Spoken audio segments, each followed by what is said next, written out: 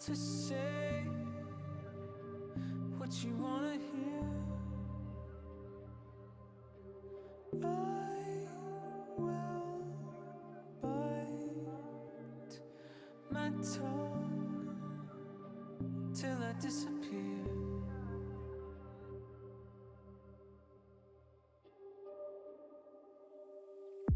Take me apart, let the pieces fall to the cold ground where they belong.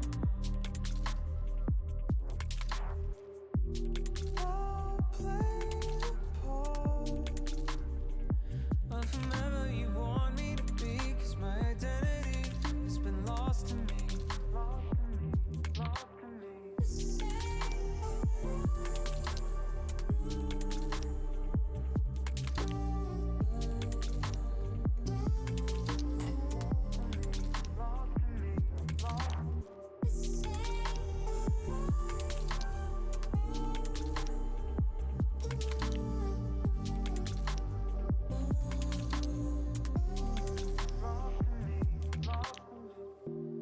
Take me apart, let the pieces fall to the cold ground where they belong. I'm hanging on to every word that you breathe, because my sanity has been lost to me, lost to me, lost to me, lost to me.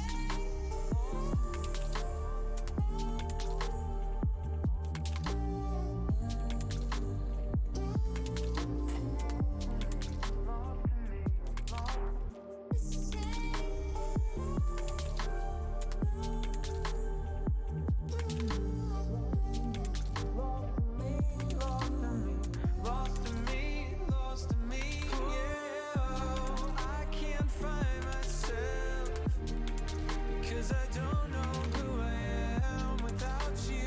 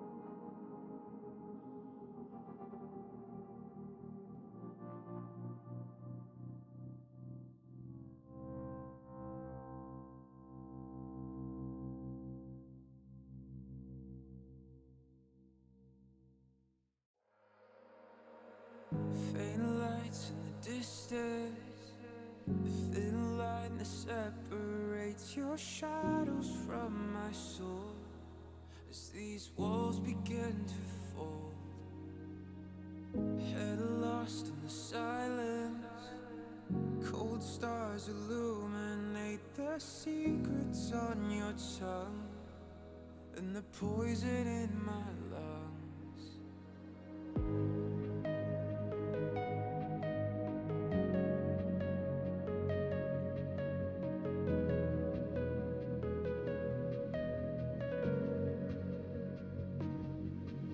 Where every passage ends, a new road begins. The further I descend,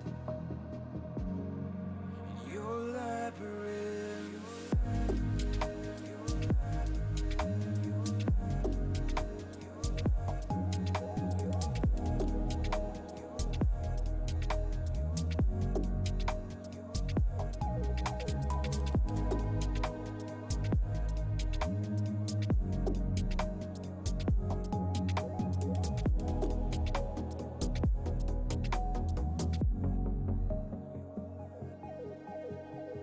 Blind eyes in the darkness, frail hands reaching out, sword echoes in the smoke as the doors behind me close.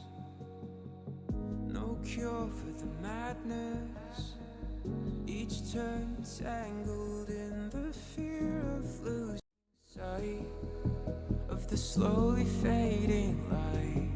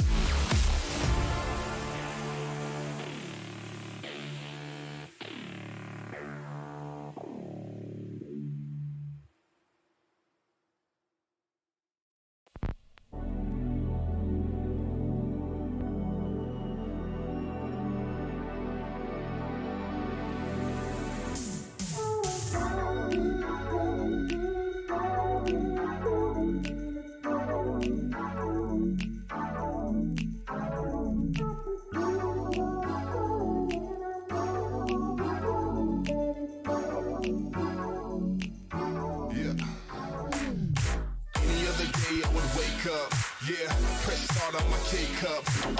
Think about the time you take up. While you put on your makeup, but that makeup don't hide those lies you tell.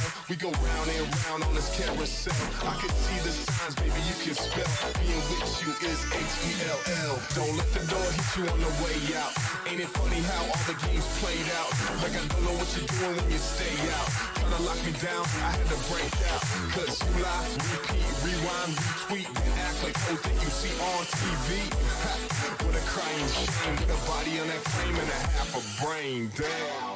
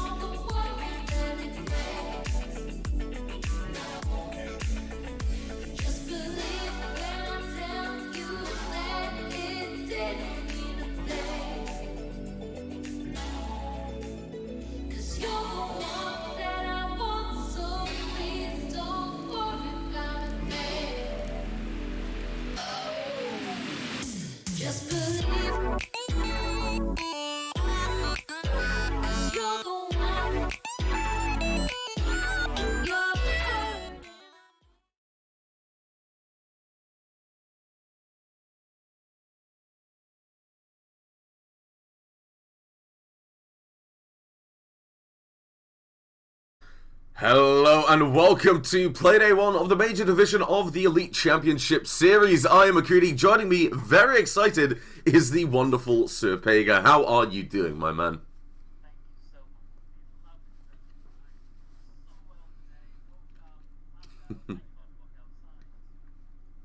There we go, I've been muted. I'm learning every day with Seat. Thank you so much for the introduction. I'm very much good. Thank you for the confidence. Of course, I woke up today, Sunday. Enjoyed nice weather, snowy mountains. That's just where I live, Norway. What about you? Well, I mean, I woke up. I knew that it was snowing last night at about 5 a.m. because I was there, I was watching it. But woke up, realised that I had a cast coming on, and I just had to get out of bed. I had to get up, I had to get ready, I had to be sat right here because I do not want to miss a thing. And we've got a good couple of games coming up, so at least me getting up super early, in my book at least, isn't really that big of a problem. I'm really excited to see what we've got ahead. Yeah, me too. Funnily enough, you woke up when I went to bed, so that is just the cyclist I have right now. But of course, we can start with the first map that we're going to be entering, and that is going to be Cafe. Yeah. Oh, okay, yeah. Right, looking at the map bands, the Glitchtech is a team that I know personally. Not personally, but it's a team I've seen before. I know how they play. Realistically, I'm not surprised to see Coastline or Theme Park or Villa go off the board. They very much like their very standard maps. And I think that's the same with AYB, because let's be honest, when it comes to CAF Club or Oregon, if you don't know how to play them, something's wrong. Yes, that is quite true. Those are the most outplayed maps we probably have overall, if you don't include Oregon into the mix now, after the rework. But of course, AYB is sort of a fresh face to like ECS overall, aren't they? Yeah, like I have not heard of this team before, so I'm really excited to see what they can do. In my eyes, Glitchtech, I've seen them in ESA, I've seen them in a couple of series there. They've shown constant development. They've shown that they're putting in a lot of hard work and that they have the ability to beat them. So I'm really excited to see if they can keep up this standard that we've seen before. Looking at the teams there, obviously the stats, they're not there because we haven't actually started yet. This is the first Playday. One player I want to draw attention to on Glitchtech, though, is Stafolo. Now, like I said, I've followed this team through since their days on Destiny and ESA. Stafolo was one of those players where he really struggled at the very start. He would either be the first to die and wouldn't make it inside the building, or he would come up absolutely huge and drop 3 or 4 kills around. Realistically, Stafolo, his momentum's only carried on. He hasn't really kept struggling. He's been able to pick it up quite a bit more. The rest of the team can move around him. Dora as well, really good playing the support for Stafolo, able to find the kills when Stafolo can't. So I'm really excited to see this team play again because it's been a while. On the flip side though, as you can see, no stats. This is a team we don't know in AYB. They could be as good or as bad as you can imagine, and I'm really excited to see how they make their mark today. Yes, and of course, you know, they might be an underdog, they might be an overdog, but considering we know so much about Glitchtech already, we could consider AYB to be the underdogs because they are the fresh faces into the league. Yeah, and I feel like that's a good way to approach it. Glitchtech, they've got a high standard to follow, and I feel like they can easily give a very good game at this point. They've shown that development they need. They've shown the consistency to perform at the level they've reached. So AYB, they've got a really good benchmark. If they can beat Glitchtech, I feel like they'll have a really strong chance moving forward into our next couple of games. But if they don't, I don't think that even signals the end for them. Because Glitchtech are one of those highest skilled teams in my opinion. I feel whatever we see today, it's only going to bring a lot of positives. Exactly. And of course, like Glitchtech's providing the standard very good gameplay so but you know, they have also decided to switch things up once in a while. And of course, now that we're playing the very basic maps that we are playing, maybe they will have come up with something new to freshen the scene or freshen the size strats, all of it. Well, I feel when we go to Clubhouse, it's very much that's very much not going to happen. I feel Clubhouse is one of those maps where the development of the strats is completed. It's been in the map pool for a very long time. It was one of the very first reworks in Siege, and it has stuck since then. And it's just been there's been very little changes to the game and the map itself that have actually led to any real changes in the strats. And I think the biggest thing you can point to is the Maverick trick. Until then, it was a case of bandit trick in the wall, or you ban away Thatcher and you're fine. However, when it comes to the Maverick trick coming out, then there's a change. The wall gets opened a lot more, the Mav ban comes out a lot more, so that frees up an attacker to bring. So that's pretty much it. When it comes to Clubhouse, in my eyes, it's a case of who performs the strats better, not who has the better strats. Because if you're trying something else this late into this map's competitive life, it's probably not going to work, in my opinion. No, that's true. And since everyone knows how to play the maps, then again, if you mess up with something, then people will instantly know where other players are, like how they can push the sides and what advantages they can take for winning the rounds. Yeah, and touching on to that, when you think about that CCTV wall, if they fail to open that wall, you can be pretty safe in assuming that most of the players, they're gonna rotate around to that construction area, because pushing rafters and pushing garage, pushing red, that just doesn't seem as viable without that support. So you can bank a lot of your money, they're gonna be playing the construction side. Then you can start getting your roamers around there, you can start banking your anchors. So I feel it's just one of those maps that you need to get everything right, and it's just a case of rehearsing it. Winning your ones it's not as huge as it would be on other maps like Coastline, but opening up the opportunities to keep moving forward on Clubhouse, that's a key thing, right? It's a quite massive key. Like, You have seen different strategies avoiding the wall, but then also using at least some sort of pressure, like either from launch or either like with the Maverick hull, not opening the wall, but they're just using Maverick a bit and sees a wall to add that cutting force through the sides to get more control. So you have seen different strategies, but only on like a lot higher level of play, where the plays are a lot more coordinated than we can often see around this league. But it is viable and possible, but it's also a lot more difficult. I'm gonna be honest now. Now, I wouldn't put myself under that category of a higher level of play, because I don't think I'd be fine even playing in ECS. That's why I'm casting it. I feel like there's something I've been doing with the Maverick recently. It's been a lot of fun for me. When I play on my Maverick, I got really bored of doing a typical Mav trick, so I ended up drawing a smiley face. I just go to that CCTV wall breach. I'd say to my team, this wall's not getting opened. Like, don't expect it to open up. You get a smiley face, you get the lines of sight. It works worryingly often, Hager. It's actually, there's only a few times that it's not actually worked. I'd love to see it happen here, but obviously there's a lot more on the line than just having fun or some elo for these teams. They're going into the ECS Championship. I feel like we might not see that smiley face, but it'd be quite nice to see.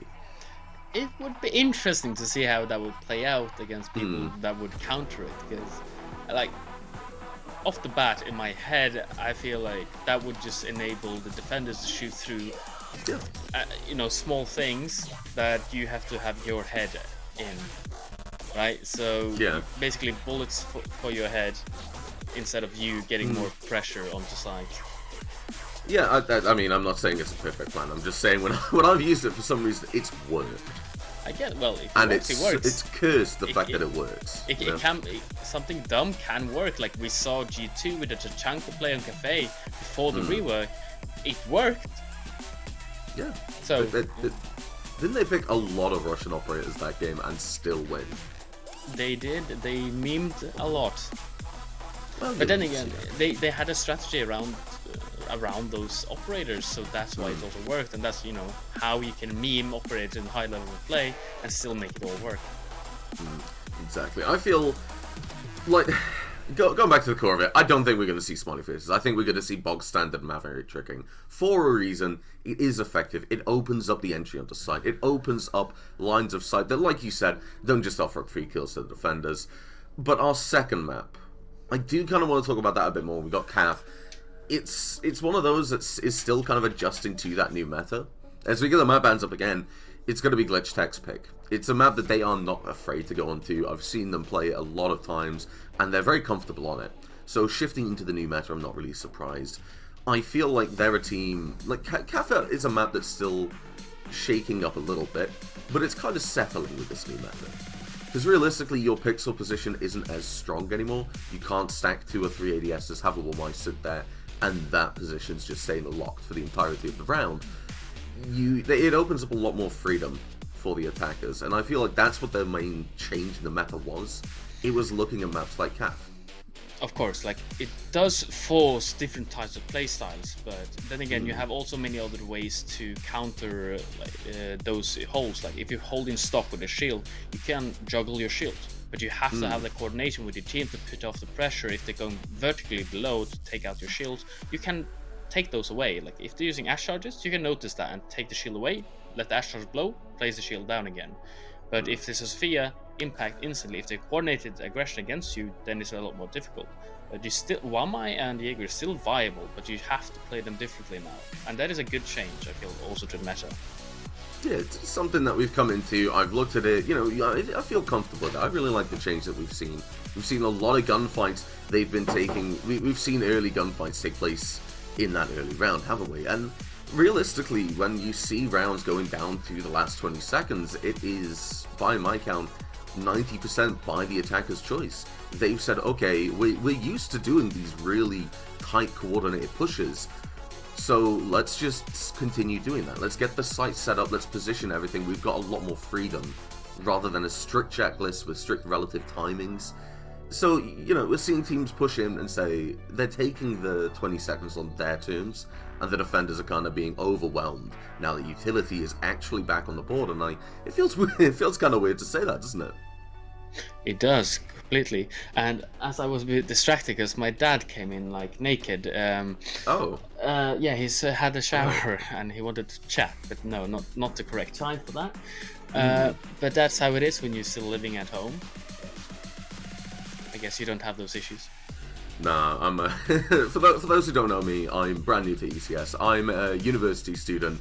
I live in Cardiff area. I've done quite a bit of the university leagues in the UK. I've done a fair amount of work in America as well when it comes to casting, thanks to the wonderful time zones and the virus, meaning I didn't have to get up for jobs or anything. So I've got a lot of experience when it comes to actually casting. I've worked with quite a few names, but yeah, I'm quite excited to get into ECS. I heard that Jerry the Music Man was running it, and I was hooked. I gave him a message. I said, dude, I need to be in this.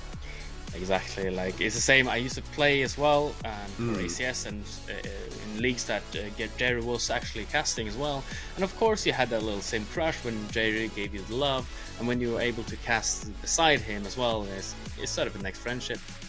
Yeah, it feels really good to cast alongside him. Now, I do want to ask Pega. You said you've played quite a bit. You said you played in some of these leagues. Let's have a little rundown because, like I said, I'm brand new. I don't know you. This is the first time we've actually spoke, isn't it? Yes, it actually is. But of course, that is completely fine. So yes, I'm 21 years old. I live in Norway. I have been playing the game since the closed beta. The primarily competitions I did was winning the Norwegian Championship in 2019 and almost getting to land in Croatia through Ogre Pit for M6 Siege. We got slapped around by Vitality a bit, absolutely wrecked, at least the second map, but we gave them a fair challenge on 5-7 on Coastline. And otherwise I've trying to keep, after that the team disbanded, I've been trying to build up something new, but it's always kind of hard. But I've been playing ACS where Jerry casted, and then of course EEG, that was ECS before, of course in the contenders division, but I haven't been very active in the competitive scene the last half year because of you have to build a roster, and that takes time and effort, of course. Yeah, exactly. And to be fair, there's a lot of work that needs to go in on myself. It's not the same thing. I'm not going to pretend that University Elite Siege League is the same as ECS or ACS or any actual typical competitive siege. But, you know, I've got a team myself that I'm captaining for my uni. We've just had to remake the roster. We're trying to reteach the strats, but strats that came from the last meta. We're trying to get the teams coordinated. It's a lot of work, and, you know, I've got to salute you for it, as well as looking to cast on top of that as well. But it seems you're doing quite nicely for yourself. Thank you. Like, of course, I gotta try. I love esports, and especially love esports when it comes to Siege. And if you want to do something in Siege, you can try several roles at the same time. Of course, you can't devote yourself 100% to each role when you're doing all the roles at the same time. But you gotta see where things go. At a certain point, I'm getting older, right? Then probably have to retire from competitive play in the end, and then focus on other areas of the sport, because you still love the games, but you can't defeat those 17, 18-year-old insane gunners that you don't even see, and they just kills you around the corner. Yeah, I'm not gonna lie. My solution to that is I never really started playing comp. I just went straight to casting. It's an abusive relationship. This game. Yeah, we are just waiting on some of the players to get into the lobby. For those who are wondering why we're having a nice little biographic, a nice little chat. Let's be honest, it's good to get to know you. We are waiting for players to get into the lobby. Unfortunately, they have not done so just yet, but we will let you know as soon as we know what's happening. As soon as we know whatever is going on, you'll be the first to know. Now, Pega, let's talk us a bit more about the EEG, or the ECS as it is, because you know more about it, and I'd like a little bit more background. Like, depends what you're thinking about, though, because we have, different sort of divisions. We have the major, we have the contenders, and we have the open, and from my experience, the skill level isn't varying that much from each of these divisions. It's more about which qualifier you played and where you are at this moment to climb up. And, if you win your relegation matches at the end of each division. Of course, you have AYB, I believe, that got in through the major division qualifiers. That was, which everyone could do outside of being in the contenders, of course. It is, of course, a league, which it has a lot of casters, and many people has been casting that's gone further, and we have a lot of people here that from production, of course, with our buddies and on the sideline and now, helping us out, actually making all this run, because we casters, we have a good work to do, but nothing of this would be possible without the people producing all of this. Yeah, you gotta give a real shout out to the person making the stream look as great as it does. And I'm gonna let you shout them out because I do not want to make the mistake between the producer and the observer. Which leads me on to the observer themselves. They're also, making sure you can actually see the games. You could see them playing. We couldn't cast if we didn't have observers to actually put the feed on our screen. So you gotta give a huge shout out to them. Exactly, and we're all doing this voluntarily as well. Like, this is for fun and enjoyment and experience, of course, and that also provides you, the viewers, more content for Siege. Of course, you can't complain about the level of expertise, because we are. This is an unpaid stuff. Like, we're not the perfect people. We're still learning, but that's what's so good about this. This community around ECS with all these people so supportive, and you learn every day, every time you cast. Like in the beginning when I had my mic muted, of course, because I thought my Discord mic should be unmuted, but my vMix not muted. But there we go. I learned something new there because I haven't used vMix much. Yeah, it's practicing. Honestly, we get there at the end of the day. I'm quite excited to actually be casting with you as soon as we do get the players in lobby. We're still waiting on them, unfortunately. I won't lie. There's a lot of anticipation building for me, man. I'm looking forward to it because, like I said, I love Glitchtech. They'll always hold a special place in my heart. Watching them just build into a good team, and just the ballad of Stafolo, really, of he would either be spawn peaked or he would ace. And there was very little. Oh, there we go. Yes, a huge shout out to Shiro on the production, Noah on the observation. I didn't want to get it wrong. I didn't want to mess it up, so I just decided to play it safe, okay? Well, that's one way of doing it, of course. Yeah. and as well, with the producers, they do have their fun when it comes to adding in memes or little headers and banners when we do something interesting or dumb, in that sense. They always like to do that. But that's just fun and games. Yeah, it's just a little bit of it. It's gonna happen. You can't be serious all the time, can you? for example, I mean, when I was working with Fraser for another league a while ago, the man would just chuck some dad jokes in there. He'd just say, okay, all right, hold on, I understand what you're saying, but we've got some jokes. Exactly. Like, I'm okay with that. I could honestly say that my type of casting is also reflected into my type of humor as well. I do have dark humor, and I also bringing that memey dark humor into the casting, of course, to the extent I'm allowed to. Now, I feel like, obviously you can't say everything you want to, but I feel there's a lot of freedom in the way casting works. And, well, if you came here for the game, well, I hope you enjoy a nice little TED talk about how to cast. Because, it's an art, in my opinion. And obviously, when I'm actually in game, I stutter a lot less because there's more to talk about rather than I'm looking at my screen. I'm looking at you. There's a lot more flow to it. Yeah. You have to think so much more when you just talk about nothing and everything like we're technically doing now. Just if you get a topic on, it's quite easy to start talking. I'm also talking in my second language because my primary language is Norwegian. I'm not a native speaker of English, so I also have to think 1 second extra about what I'm going to say and how I'm going to say it, so I don't say anything wrong. As well. I'm just I'm quite lucky. Of once I get into the cast, it snaps me. Then I can just go on it. But I think we are just going to take a little break, and then as soon as they are in the game, we're just going to jump into it because I feel like we've had a good chat. We've had a good opportunity to get to know each other, Pagan, and I'm really excited to get into this game with you when it does start. So do not go anywhere. We'll be joining right back into the action once the teams are all in the lobby.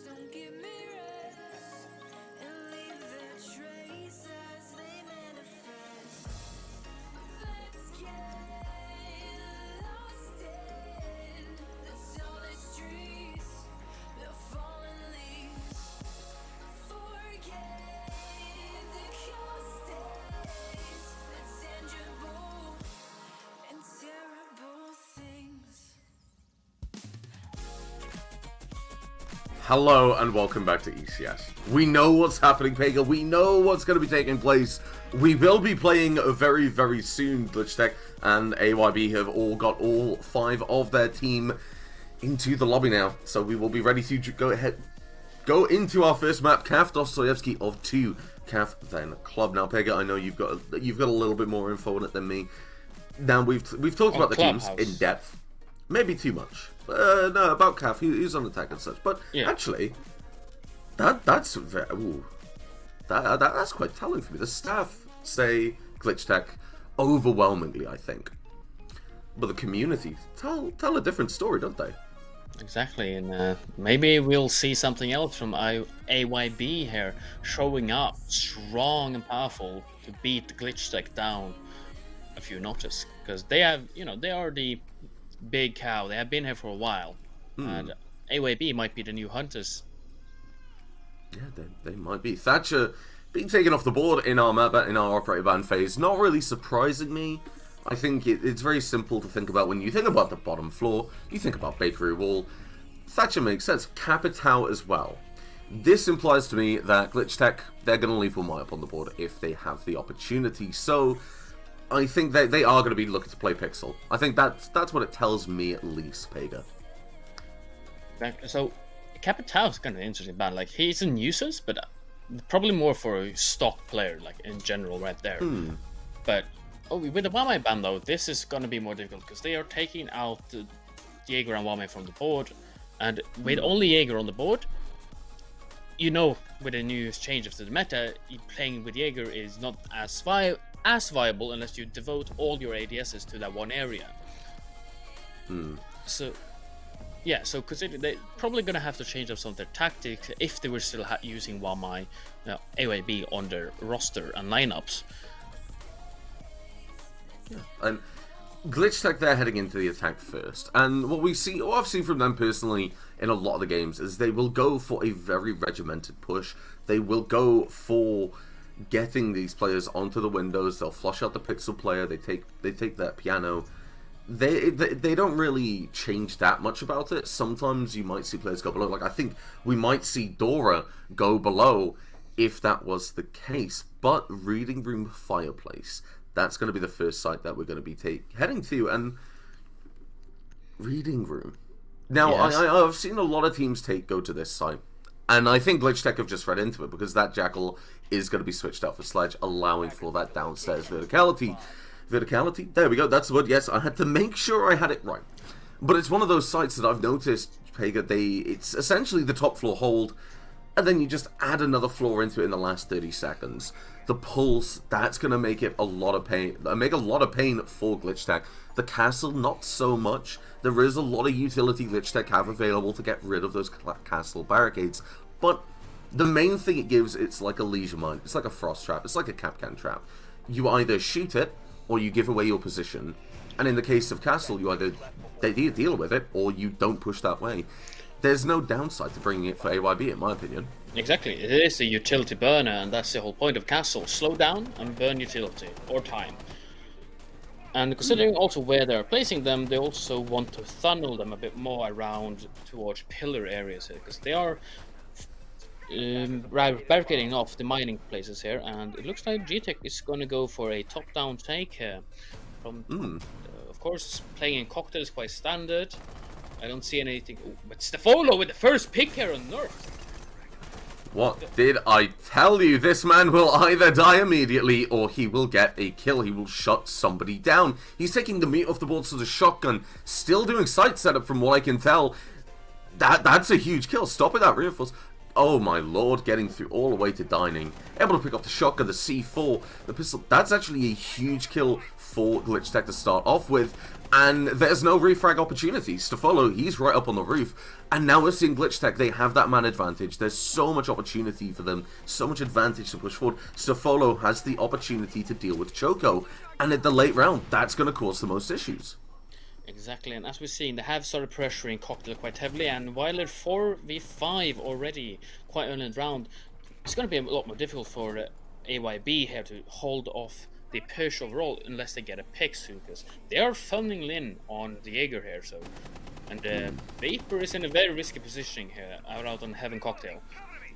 With Ricardo pushing up closely, getting the frag on Vapor, he goes down and it's only up to Jaeger, but yeah, Jaeger fell down, of course, very good strategy there. But now they've lost top floor control on a very vertical site, they still have the pulse, but this is a 5v3 situation.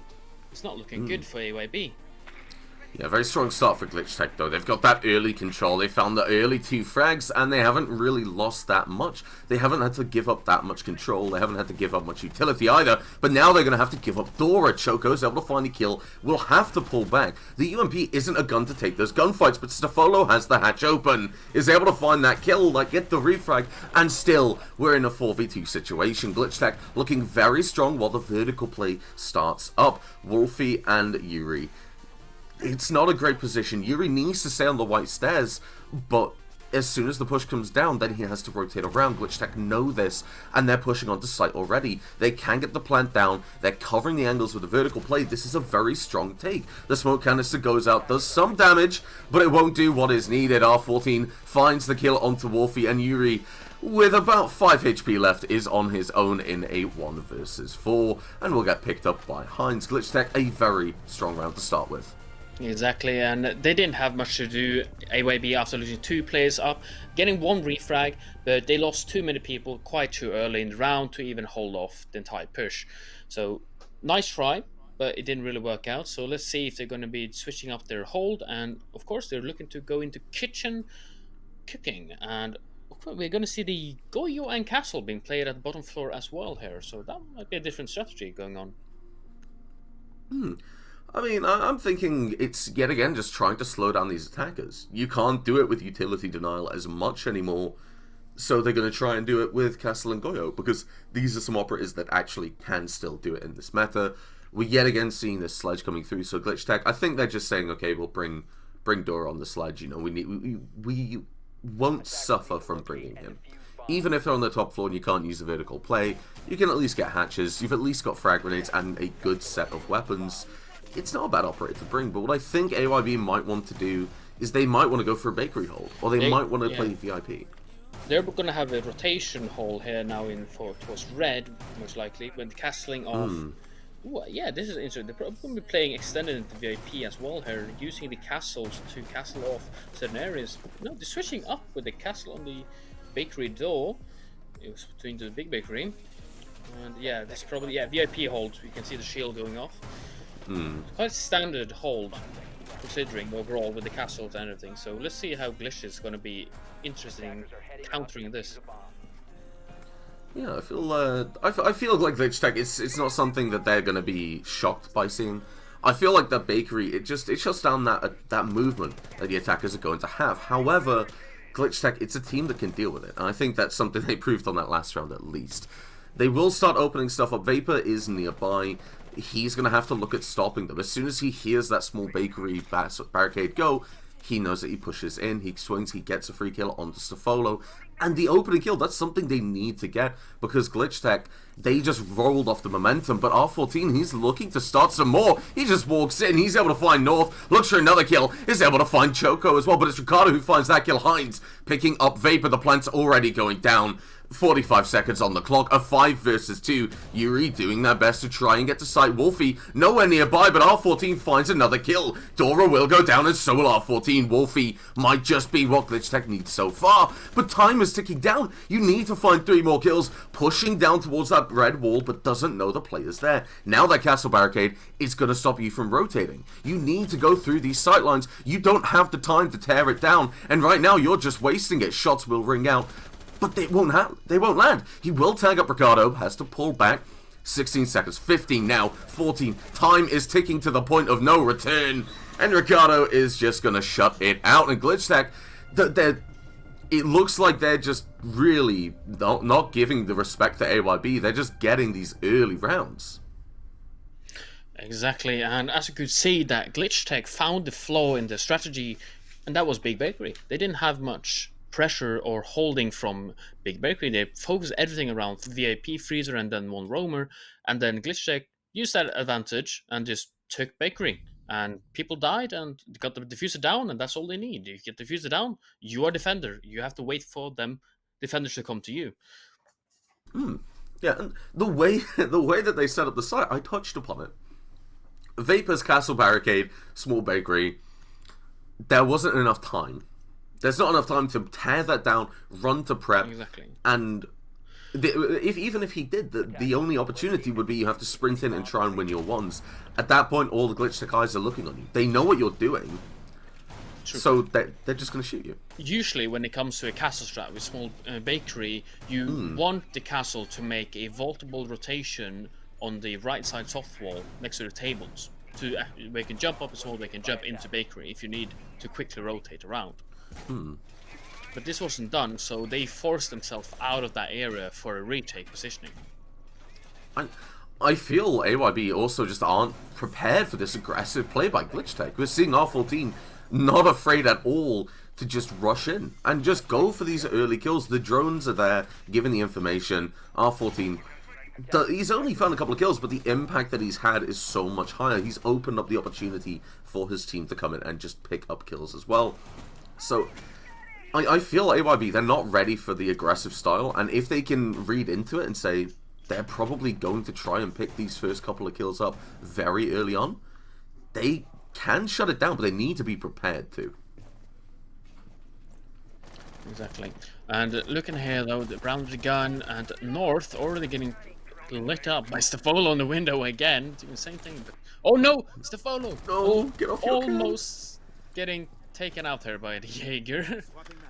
But the Jaeger didn't see high enough, so it's just unfortunate for him. See, now we have the... Sorry, he's going to be kicking himself. I just have to say that. It was so free. So unlucky. But of course, Ricardo here is trying to pressure Cocktail, of course. They have opened up the walls. They want to take Piano, but of course with the pixel hold. And the Meister Cam being a little sneaky, tingly guy here. Tickling all the enemies. Let's see if they can take out, of course, with not enough ADSs. Yeah, the only 2 ADSs, and that shield is gone, and the time is wasted, and now will they be falling back? Yeah, time ticking down. Glitchtech, very much slower advance. They are getting these drones out. They are looking for these positions. AYB doing a lot better to hold them off, like you said. That Maestro Camera Ricardo taking a fair bit of damage from Freezer, but will get downed. Will be able to pick themselves up with that withstand ability, or get revived by another teammate. There's nobody there to confirm the kill. That Maestro Camera is now gone, but that's late round coming in. And yet again, a minute's ticking down on the clock.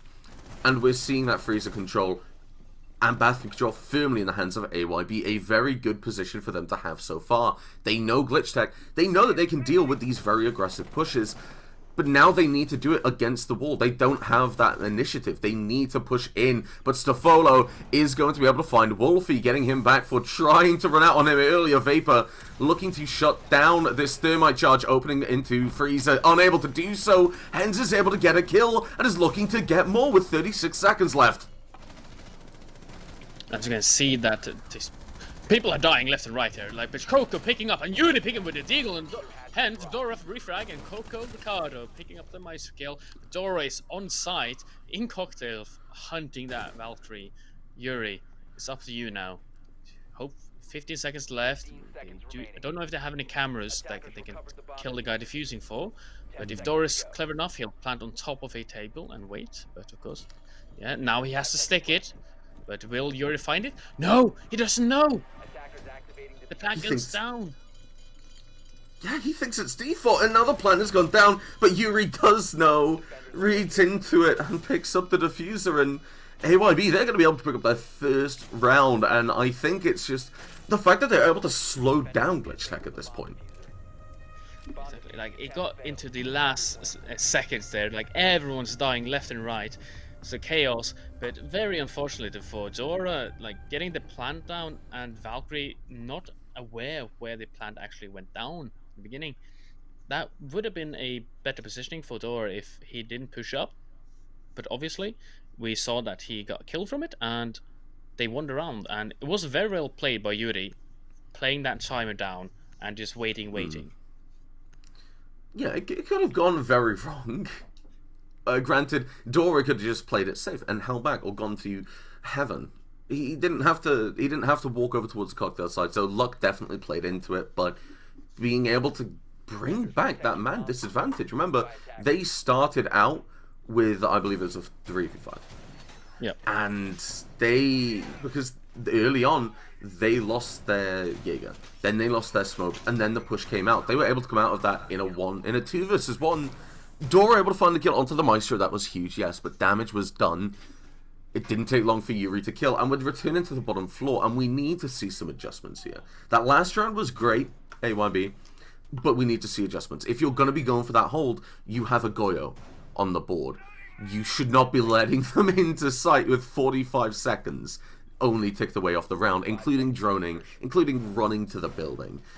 That can't be happening. You need to change it up there, or at least shoot them. Just shoot the Goyo shields. But we are going to see that VIP hold yet again. Not very much emphasis on the multi-tiered kind of take from the top down, but well, that is also, some people don't like to play with the top floor in the same way, and if you already have drones covering the top floor, like you can, there's a couple of places where you can place a drone and you will see if top floor is clear from both sides right away. And if they already do that, they don't need to worry about the top floor. They can just take control instantly of top floor and go down and pressure second floor. Yeah, so I feel it's essentially... Ooh, Stefano nearly following what I said when I gave you the introduction of this man. Either dies immediately or goes huge, but he's going to decide to go huge and pick up that kill onto North. But going back to what we said, when you look at... When you're an attacking team, if you see an extended hold on the top floor that says, okay, we go for the clear. If you see they've got that wide VIP, you know, they're going to be spread thin. They're not going to want that many players going for the run. They're not going to want to expose too many players. So a lot of that is quite clear. You need a soft drone, you get control of the top floor, move to the bottom, then vertical pressure. We're seeing a very different attack from Glitchtech because they are deciding to do that rather than rushing into round, into sight, which I think is quite smart. Purely on the fact of they caught AYB so off guard before, but R14 looking to make a play on these white stairs. Exactly, with the pressure going on, they have a cap still, but R14 just casually sitting here holding that pressure up for them. Of course, Hens coming out from the outside, they already know he's in racks. He does not get away, and R14 picks up the kill, but that was very good cornering by Glitchtech. Manipulating their positions to make sure that the defenders don't have that freedom of movement they need. And Safolo is able to find another kill. Wolfie is playing off site and gets droned off site. So now a lot of information for Glitchtech saying there's one person on site. This is the time to make a play. The proximity mine on red will go off and give away Stafolo's position. But right now, you see two people over by Whiskey, one person on those red stairs. This is a classic pinch. Wolfie able to do some damage to Ricardo, but not able to land the kill. And now he just has to be kept offside. But Jocko, able to find a kill onto R14. Wolfie looking to even it out, but Choco able to find a refrag for Wolfie, but Tora. There's just too many players. Glitchtech, they're seemingly just the better team so far. They're able to get these early gunfights. We're seeing the positioning of them, and the coordination as a team is just so much, it's just on another level compared to AYB. Exactly, and you can see that come forth quite apparent. Even though the round they lost, that was more luck by AYB than not, because they had no clue, right? Remember on the plant going off, and G-Tech, when they lost those players earlier, that's what fell their entire push, because when there are 5 players, they are so much more powerful with how they're coordinating their attacks, the pushes, the pinching, everything. And you saw how AYB fell back and died in garage because they fell back into cornering themselves for a possible pressure from outside as well. Now, going back to this reading dining site, I feel we need to see North play a little bit safer. I think that's the first thing we need to say. The very first kill of the entire game, playing right where you see them right now. North was taken out by the window. That just can't be happening. Stafolo was able to get a free kill from the window and just move upstairs. It snowballed then as Glitchtech found kill after kill. The site setup itself, I don't feel there's anything wrong with it. It's just the way that AYB, their positioning, it could just be it could be a bit better. The way that they're playing for these refrags could be a bit better. And if they lose these early players, don't try and get those kills. If you're trying to drain time, stick to it. If that's what the strat is about, try and stick to it, because in the last round we saw player after player trying to make some plays when they're at that player deficit, and it just wasn't working. So Pega, I'm gonna be honest, I feel like Glitchtech can take this purely on the fact that they have that ability to find those early gunfights. Exactly, like as we have seen, GTech has shown the more prominent gun skill from both of these two teams. Of course, the map is still young. You don't know what's going to happen in the end, but right now it's not looking good for AYB on Cafe, which should be a very defender-sided map if you're playing it correctly. And I think at this point as well, it's also important to draw attention to the fact that it is also Glitchtech's map pick. AYB, they picked Clubhouse, which we'll be heading to after this. But what I like to see here right now, Choco, hard at work on this information gathering with that pulse. Wolfie's going to go down again. We'll not be able to find a kill from the aggression of R14 in that cigar lounge area. And I don't like that. I don't like the fact that we're seeing another kill going in favor of Glitchtech. Ricardo finding Vapor, opening up this top floor. Yet again, the 5 versus 3 that we saw last round in favor of Glitchtech. They've got a pulse on the board, and that pulse will be able to see for Ricardo. But is it too little too late? Do they have what it takes to bring it back? They have the smoke, they have the mute, the shotgun SMG. These are the players that typically come towards the end. So now that they're both alive in this late round, this is where they have an opportunity. But Glitchtech, we've seen that they can take an advantage and just run with it. And Choco isn't even trying to get that information gathering yet. He's just looking through these holes, looking to find kills, and is unable to do so. And with a minute left, the push is going to come out from Glitchtech soon. Exactly, and as we can see though, R14 getting a lot of damage from that C4. North trying to challenge the laundry hatch against the IQ. But, oh, Choco's on a flanker up red. Does Safol know? He's aware. He's already aware, like they know he's in the corner. Having pins, he's gonna go down. No, he's getting away, and he gets away quite luckily. That's a kind of good play by Choco. They have luck on their side. That's good. I've got to say that. Yeah, very lucky to escape that with only half the HP remaining. The plant will start to go down, so that half HP could be all the difference, and it will be able to find a kill onto R14. Choco has to try and stop the plant, but it's too late. But can come behind Hens, but not if Stafolo has anything to say about it. Able to find that kill at the end. It's down to Yuri and North. One has the vertical control, the other one looking to find their first frag. Unable to do so, Yuri will find Hens as Dora finishes off North, but it's still a post-plant. It's still 24 seconds on the clock, and Yuri still needs 2 kills with 7 seconds left. One of their smoke canisters will be going out, but Yuri, you need to make something happen soon. Dropping on this balcony, will be looking to push to follow, but the player comes out from the rotate, and Glitchtech, they take round. Yeah, comfortably it's picking up very unfortunate that Choco did not see Thermite planting in the corner, completely free, unable to kill him when he walked into reading. And also, I have noticed that they're also playing, not necessarily AYB, the most newer meta strategies either. I think they're playing a lot more the old meta, you know, before the changes. They haven't adapted all of their strategies for all of these new changes, because you have to play it very much differently than last season. Yeah, I feel when we head to Clubhouse, the next map, we'll see if that's just a case of AYB being a newer team, or if it's a case of they don't prepare for CAF. They're just not ready to take a team like Glitchtech to CAF. They have the basic strats, they work in their scrims, they work in ranked, but against a team like Glitchtech, this is their map. This is one of their comfort picks. Default strats aren't going to work against them. That's something we're seeing. So, like you said, we're seeing a lot of the old meta coming in. We're seeing a lot of focus on draining this utility when the gadgets just don't allow it. And Glitchtech, they're reading into it. They're saying, okay, they're playing old metas. Let's do this, which we know works. And, well, the scoreline says it all, I think. Exactly.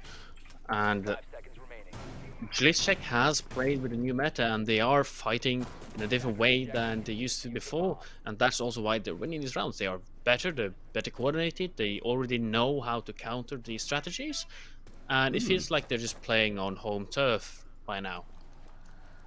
Yeah, they are 4 rounds to 1 on their attacking half. So heading on to defense, I feel I've seen some horrible stuff coming out from Glitchtech in the terms of it's horrible to play against. So on the defense, I have to favor Glitchtech to keep this momentum and win it out. And yet again, we're seeing another pixel hold. We're seeing those two ADSs. The only way that's really going to work, in my opinion, you've got to be ready to pull back almost immediately. As soon as those ADSs are gone, you need to be gone as well. Because Ash could realistically clear that out with all of the utility. That is true. That's huge. You only need one player to flush out that pixel player in this meta. And Glitchtech, they're going to be looking to do exactly that. Vapor holding these pixels, holding the freeze of the extension, which we've seen come into the meta quite a bit at the end of, let's say, Shadow Legacy, I think. But the frag grenade from the Skylight Dora, finding Vapor, getting rid of Yuri's support, most importantly, gonna make this pixel position a lot harder to deal with, and Ricardo's going to do exactly that, forcing back Yuri with 1:35 on the clock. Exactly, as you could see, the nade from the Skylight, that is also how you should not play stock, with no utility to defend yourself. Yeah. Hens is going to be able to open up this freezer, which we saw happen before. R14 going to walk in behind North. Nowhere! No clue. Like you say, R14 is able to find a second kill. Wolfie's looking for something, can't land the shot, but will find it onto R14. Bit shaky with the aim there, but ultimately stays alive as the plank goes down. And right now, a retake is the best you can hope for. Will be caught by the pre-fire from Dora, and Glitchtech, they've secured themselves a 5-1 half. The pause will be called out for Vapor to restart, and I think, Pega, that gives us some time to just kind of give us a little compress. A little tactical break with a technical difficulty. Yeah. Which is quite needed, because this is a slaughter right now. It's not looking great for AYB so far. Like I said, this isn't their map pick, but there's going to need to be some serious improvements, because think about it, Pega. You're another team, and you're watching the ECS right now. You're listening to us, our beautiful voices talking about a beautiful game going on, and you're thinking, I'm playing AYB next week. I'm going to pick CAF. Exactly. They're not prepared for cash at all. Like, hopefully their own map pick will be better, but right now it feels like they're underprepared for a map that's played a lot in general. Yeah, I feel looking at it, it's a case though of you need to take this, you need to look at the VOD, you need to see what Glitchtech do on their defenses, and you need to say, okay, we need to take someone out of the book. I say need because, like I said, teams are going to be looking at this saying, okay, they have a weak CAF, and I think it's quite evident in the scoreline, and on their defensive side as well. While the meta might indicate a shift more towards the middle of attacker-defender sided, I'm not where exactly it lies, we're not entirely sure just yet, or I'm not myself, but 5-1 is very telling, especially with the way that Glitchtech have been playing. Yeah. Like, we have always seen Glitchtech very good at when it comes to attacking, but also sometimes against very good teams struggling quite a lot more on defense, because how their playstyle is a lot more aggressive. They will peek you, and if you can challenge those things, then you will pick up more rounds. But looking at the scoreboard, 5-1 is not the best scoreline you want to change sides on. No, it's a huge mountain to climb for AYB, and now they need to go into the fortress of Glitchtech. They're going onto the defensive side. We're seeing Stafolo on that fragging operator, and like I said, Stafolo is one of those players that you need to keep an eye on. You need to be able to shut him down. But R14 is also there alongside Stafolo, so it makes it just a little bit more difficult. You've got these two very, very talented mechanical players, and then you've also got Ricardo, 6-picking onto the Pulse. Just gonna play below, give away that information. The 6-pick hiding it so AYB don't have an IQ on the board. They don't know that someone's going to be below. They don't have all the utility to deal with it. I'm going to be honest, Pega. I don't want to be in AYB's shoes. But I do want to see how they're going to attack this. if it's reminiscent of the old meta, or if they've come up with something new, if they've looked at AYB, their Glitchtech at least, and said, all right, we'll just take some of this. Exactly, and of course we can't roast AYB too much because this isn't their map pick. We can only critique how they're playing, what they're doing, obviously, from what we can of our experience. But, considering with the Glitchtech having the Lucy on the board for also slowing down a lot more, they're not playing the shield meta. Because the shield meta, you can take that away. Nades, impacts, gone. But with the Melusi's, it's a bit different matter. Well, considering R14 with the first pick of Choco, the Hibana, the only hard breach, spawns. Oh god. Ricardo This is picking pain. a Vapor. Yeah, this is Cafe, by the way. This is Defense Cafe. Welcome. Yes, Spawn. welcome to R14 and Ricardo spawn picking in a competitive game, but That's the way to win taking a round. away. Let's be honest. I know a lot of people complain about it in scrims, and I'm kind of like, okay, yeah, the idea is to test strats, and with the spawn picking, you don't exactly get to. Well, but this isn't a scrim. this isn't a scrim, exactly. You're seeing Choco and Vapor being taken off the board. The hard breach, that red ball, so much harder to open up now. Then you've also got to think about Nomad. The air jab's gone. Yes, they know there's a pulse now, and they know they need to deal with it, but they don't have the manpower to. They have to force themselves through doors and hallways which are C4able. It's going to be difficult for them. They don't have enough manpower right now to take Piano fully freely, and Dora picking up another one. This round is not looking well for AYB.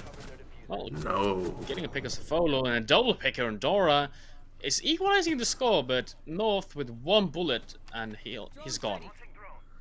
You can sneeze over North at this point, and Yuri also needs to be able to find a couple of kills on the board.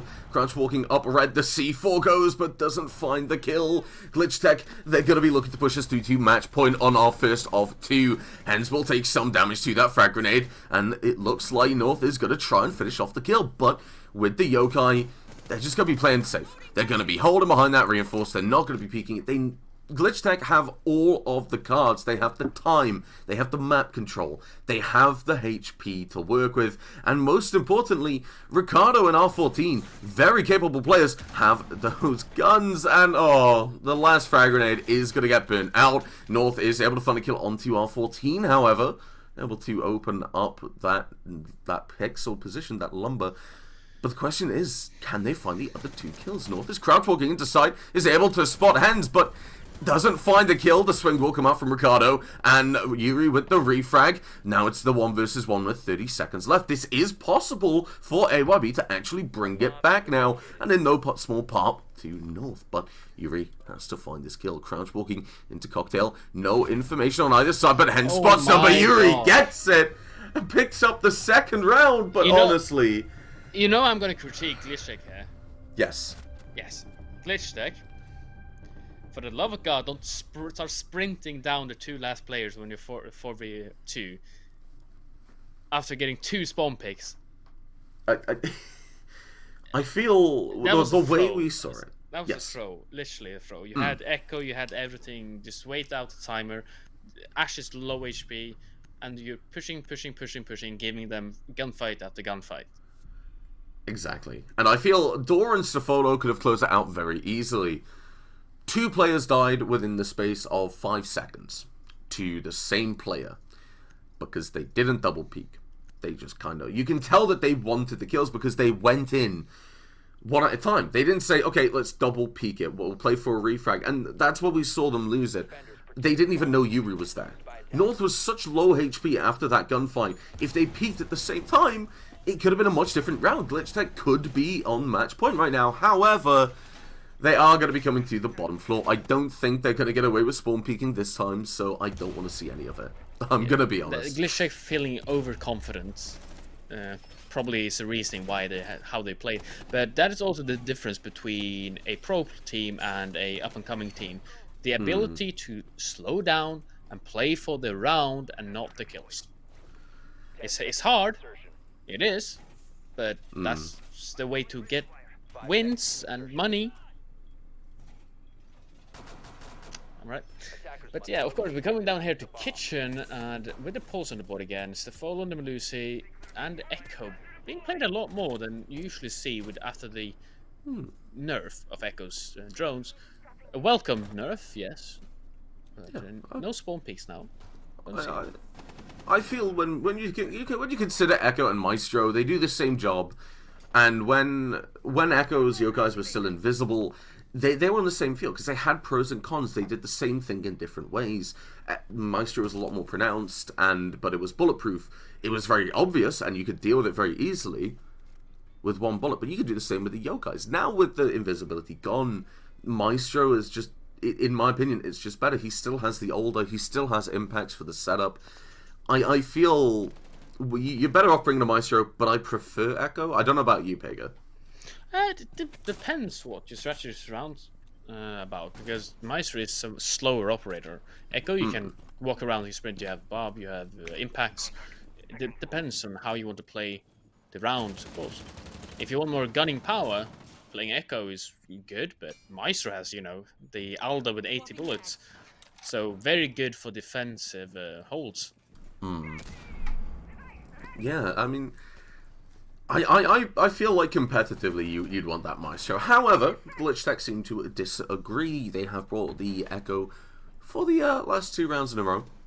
Wolfie is he's getting stuck in the matrix there, holding that white stairs, making sure nobody comes up for the flank while they get that vertical play on the board.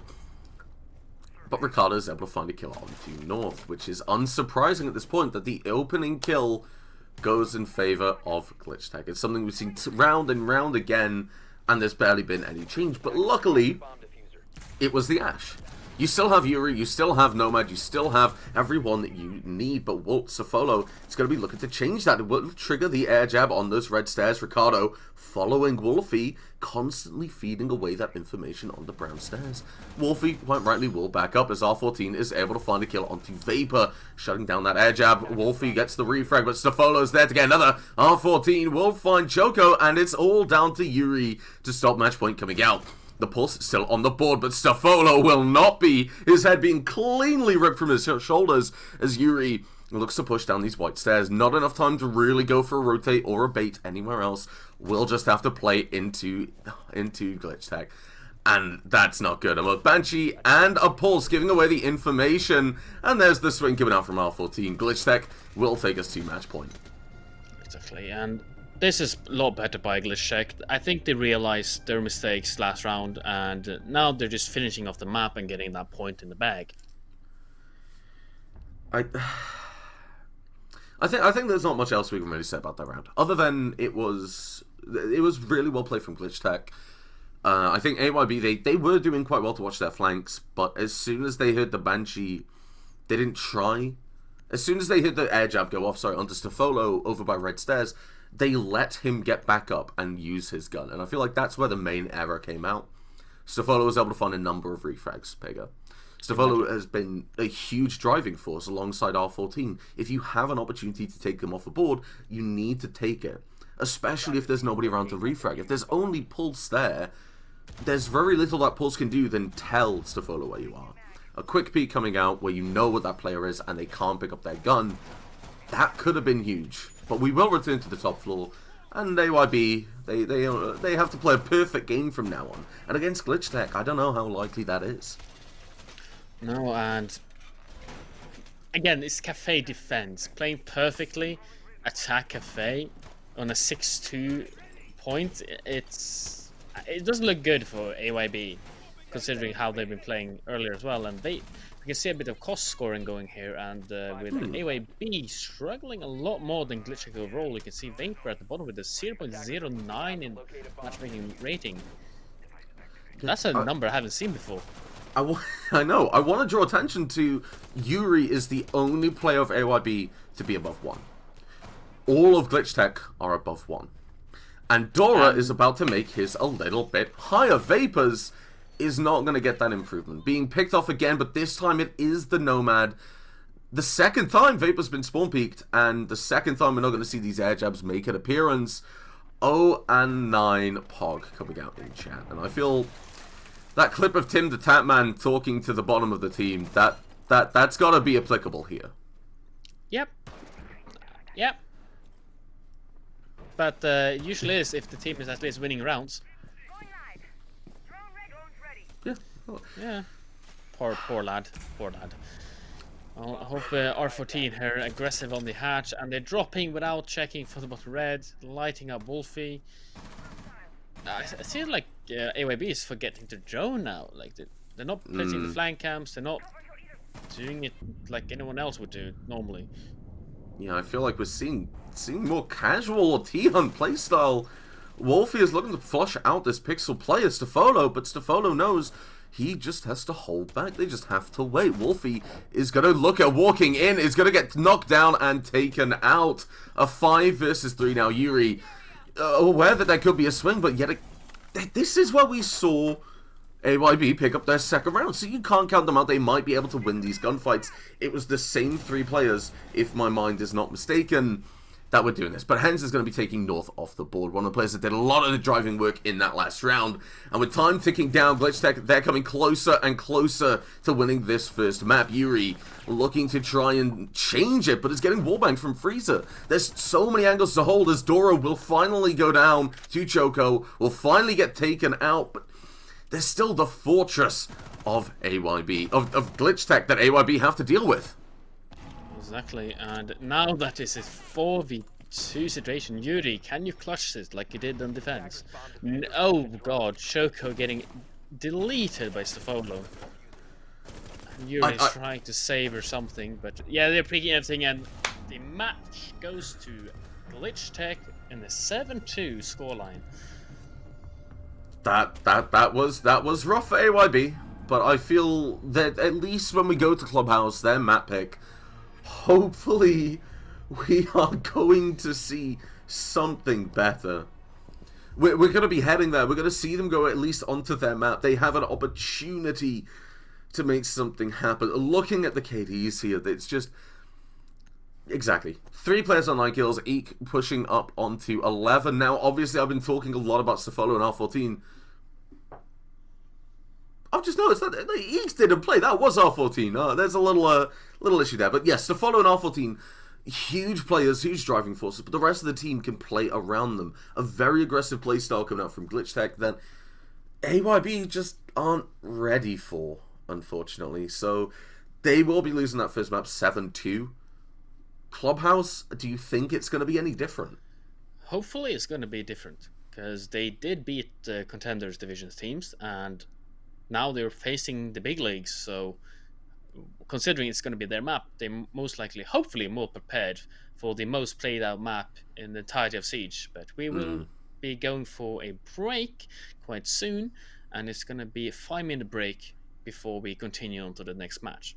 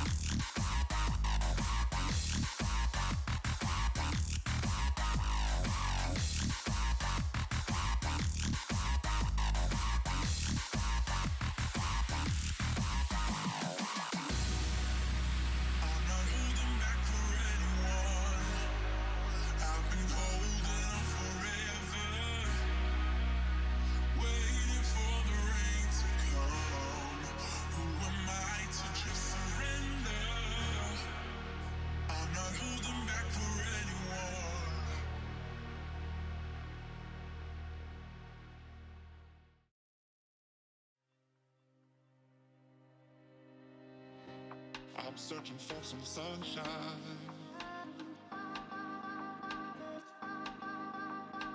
Just need one ray through the dark skies. I gotta look for the bright side.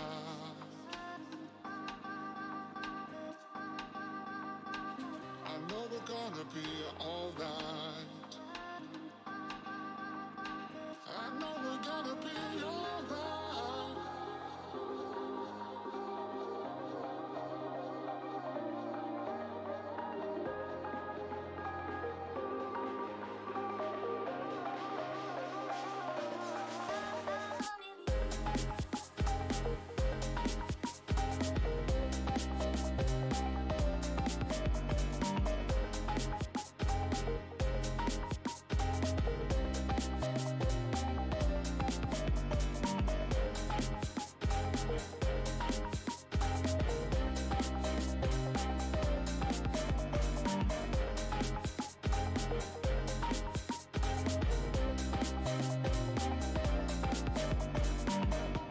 Just make it through another day.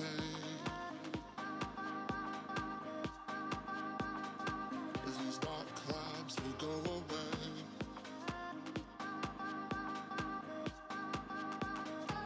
I'm holding on to my face. I know we're gonna be okay. Yeah, we're gonna be okay.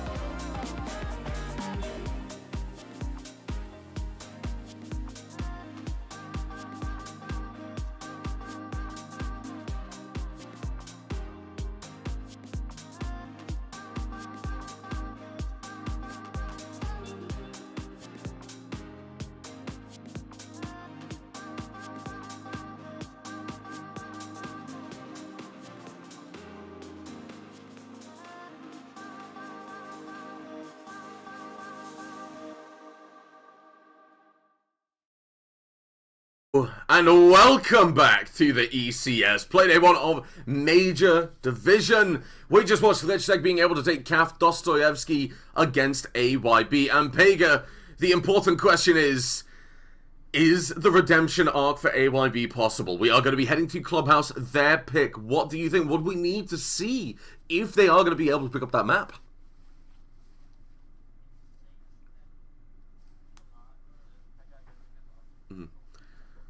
Again? Oh, well, okay. Welcome back, Pega. You there?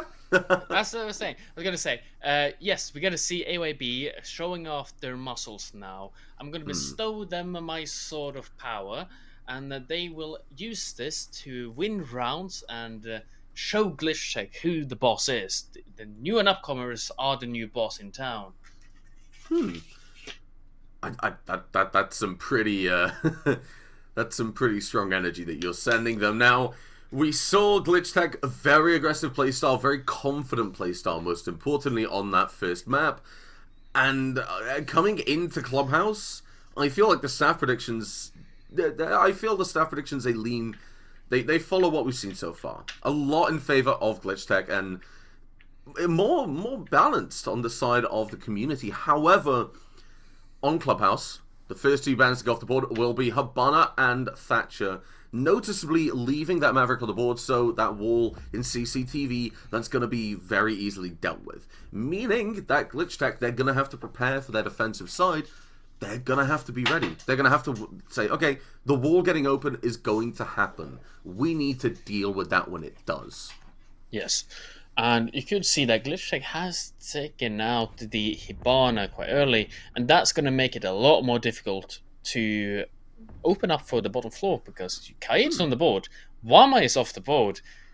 This is going to be a fragging. Glitchtech is working on the utility burn. Like, they want to use their utility to blow them out and frag them out as well. Yeah, now, the best part about leaving Maverick and Cade on the board is that the way they interact. There are spots where you can put a Cade Claw, and a Kali charge, for example, will not get it.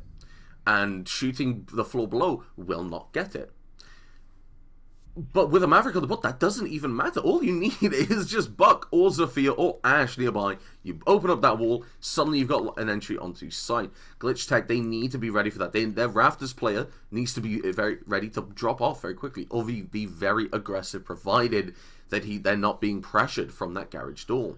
Then you need to think about if they're going to run that stock defense. Are Glitchtech going to have a player watching stock? Because, let's be honest, looking at that lineup, Pega, there's a very strong and worrying chance for Glitchtech that AYB, they're going to want to try vertical play. Even if not to get the wall open, you can still go into stock and rip open that cash floor, can't you? Exactly, but looking at the lineup from Glitchtech, in my eyes, they're not going to be hunkering down. They don't care if the wall gets open. They want you to open the wall. They're gonna go shooting you because they have the confidence from Cafe. And starting out here on defense clubhouse, they know we're attacker, we're good attacking, but defense, hey, we'll get those rounds and we'll make sure they get punished for whatever they open. Now, I feel the playstyle is going to be very important. If we see Glitchtech keep their aggressive playstyle in, which R14 is looking to do from the positioning, and Glitchtech in general, the way they've got themselves positioned, R14's ready in this secret garage storage, electrical area, whatever you want to call it. You've got a player in garage. You've got a player over towards that main lobby. They're prepared for almost all the eventualities, but the one thing they can't stop... You're calling R14 in garage? Garage storage. Oh no, yeah, Blue or Adam. That's I call it Blue or Secret, but Secret's where I go to, but a lot of people don't. But Secret. regardless, he is playing that position. He is waiting. He's ready to deal with Yuri should he be told to jump out.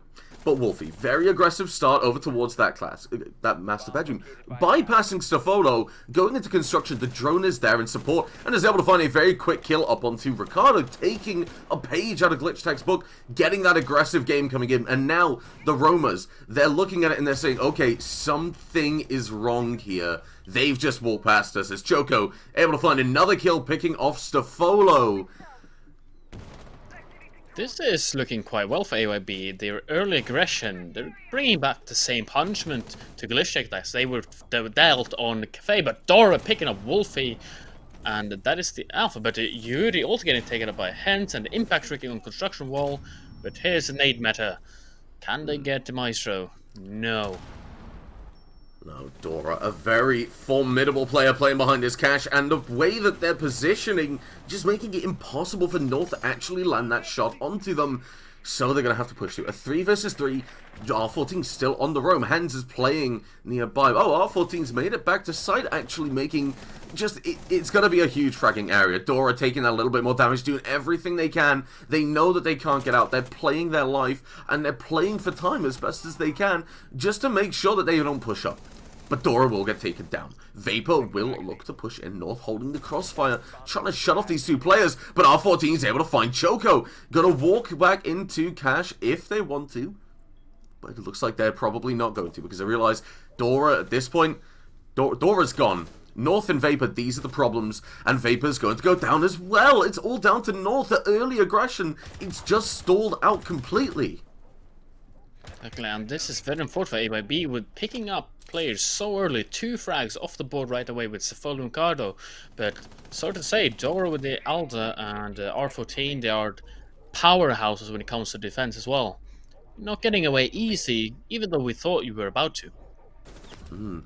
Yeah, now North is just stuck here. The P comes out from R14, and I want to feel where did it go wrong? I feel, yeah, I'm gonna point down to we saw Ash just rushing in. We saw North just going through that main stairs, through master bedroom, through construction, finding Ricardo, finding another kill, just walking in. This is exactly what Glitchtech did on Kav Dostoyevsky, but it feels like, Pega, when you look at it and how the rest of the team played around it, they weren't prepared. We saw the Ash get in, we saw Wolfie get in, get that kill, get those early kills on the board, but then they sold out. They gave Glitchtech the time to rotate around. They didn't use the advantage they gained by those first picks. Like, they took a C4 off the board, and Maestro wasn't even playing well in cash at that time either. They were not prepared for the rush there at all. You could see that. And if Ash just had taken sight and some more players had been with him, they would have had control. Yeah. And now we head down to the bottom floor. And honestly, this is going to be a lot more fun for Glitchtech, I imagine, because let's talk about that kitchen hatch we just saw R14 doing. Dora's on the board now with the K-Claw. Now, yes, this can be dealt with by a Maverick. You don't have to worry about a Maverick if there is... You don't have to worry about K-Claw if you're a Maverick. There we go. We got the words there in the end. Just had to double... Take a second and realize what I meant. But, Vapor, if you start Mavericking that hatch, you are going to be bombarded. Yeah, hopefully Vapor is going to get some more kills than Cafe. Yeah, hopefully.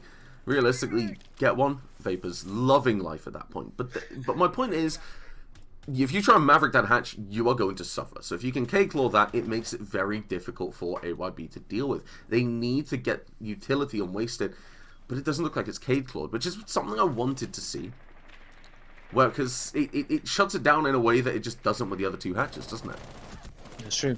But North taking 5 by Stefolo, the aggressive Jaeger, challenging all the windows, but Choco, they're taking control over areas now, so they need to be aware that they might come flanking in from Lounge, which one is in stock already, 2 actually, with Wolfie. Yeah, Stefolo does the good idea and falls back. Realistically, you've got a lot of map control to work with on that bottom floor. You don't need to worry so much about the vertical, but we're going to see Vapor try and Maverick this kitchen hatch, and that's going to expose them to, yes, as soon as you know, you can't impact trick it, but you can get Vapor around with a C4, or you can shoot up, but it looks like Vapor's actually going to be perfectly fine. Vapor can open this up, the vertical play is coming out. It's quite interesting how AYB is allowed to do all these things. They lost top floor control instantly to Glitchtech, and now AYB has so much free reign, unless North gets taken out on the main stairs, because they haven't even opened Moto, and he's already trying to pressure main alone. Maybe getting a bit too aggressive, trying to recreate that energy of Wolfie pushing down blue, finding that kill onto Stefolo, but the rotate is coming out. They know there's a player blue. R14 just has to hold. They can still shut down that position, but Wolfie able to find another kill onto Hens, has this blue control, will get refragged by a very nice pre-fire from Dora, but the damage is done. A 3 versus 2 Vapor walking down dirt.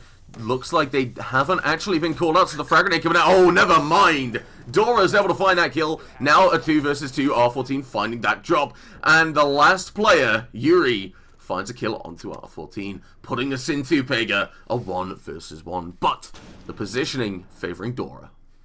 Obviously, and we have seen Yuri being quite well on these clutches. How did that drone get killed? What? Okay. Okay. Esports ready.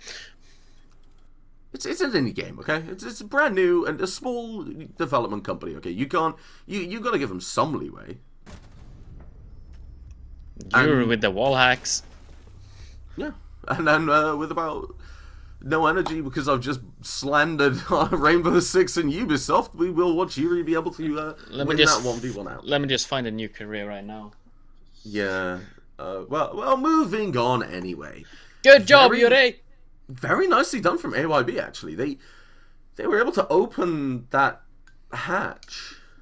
Exactly. And they got it for so free. I don't know what Glitchtech really was trying to do here. They left both floors free to be taken. They didn't pressure the vertical. I was a bit confused how Glitchtech actually played that. They lost blue generated right away. I'm gonna go on a little tangent here. I'll explain what I think happened. All right. They saw the Maverick going for the hatch. That wasn't catered because I think that in the mind of Glitchtech, we've got 3 hatches, 2 claws. Moto and Blue, you claw them, you impact trick kitchen. Yeah. Because you realistically, that's where the Maverick's going to want to go. You cause a difficulty there because if somebody tries to open kitchen hatch, you impact trick it, and it's you won't get a Maverick in there because of the risk of C4s. But in doing that, you assume that they're not going to go there for the risk of C4s, so you don't play a C4. Yeah, but when even you can have so, it somewhere else. And when you have callouts of him having the hatch, the Kai can just come and C4. But that's what I'm leading into. As soon as that call out comes out, the 2 Impact Nade players, R14 and Hens, immediately are thinking, what do we do? How do we stop this? We don't have a C4. So Dora pulls off and goes for the rotate. And at that point, you have Wolfie pushing down. And honestly, it worked really well. But Safolo getting wallbanged, peeking out of the CC wall, getting a little bit aggressive. And this is what we saw. The other side of Safolo getting picked off immediately. Exactly. So R14 might pick up a refrag. Yeah, he does a north, and that's a Sophia off the board, and that's low utility as well. But now you saw the challenge more on the top floor holds, but of course the follow trying to be, like you have said, either die or get a kill in the early phase of the round. Still, I feel like they're giving it away too freely. Like 2 minutes left on the board, and they have free reign of opening the hatches and everywhere else. Yeah, they have a lot of time to think about what they want to accomplish and how they want to do it. R14 is being led up by that yokai and knows that there's a player there. Just waiting for that audio cue or waiting for another yokai to come up, but the hatch is being maved and impacted.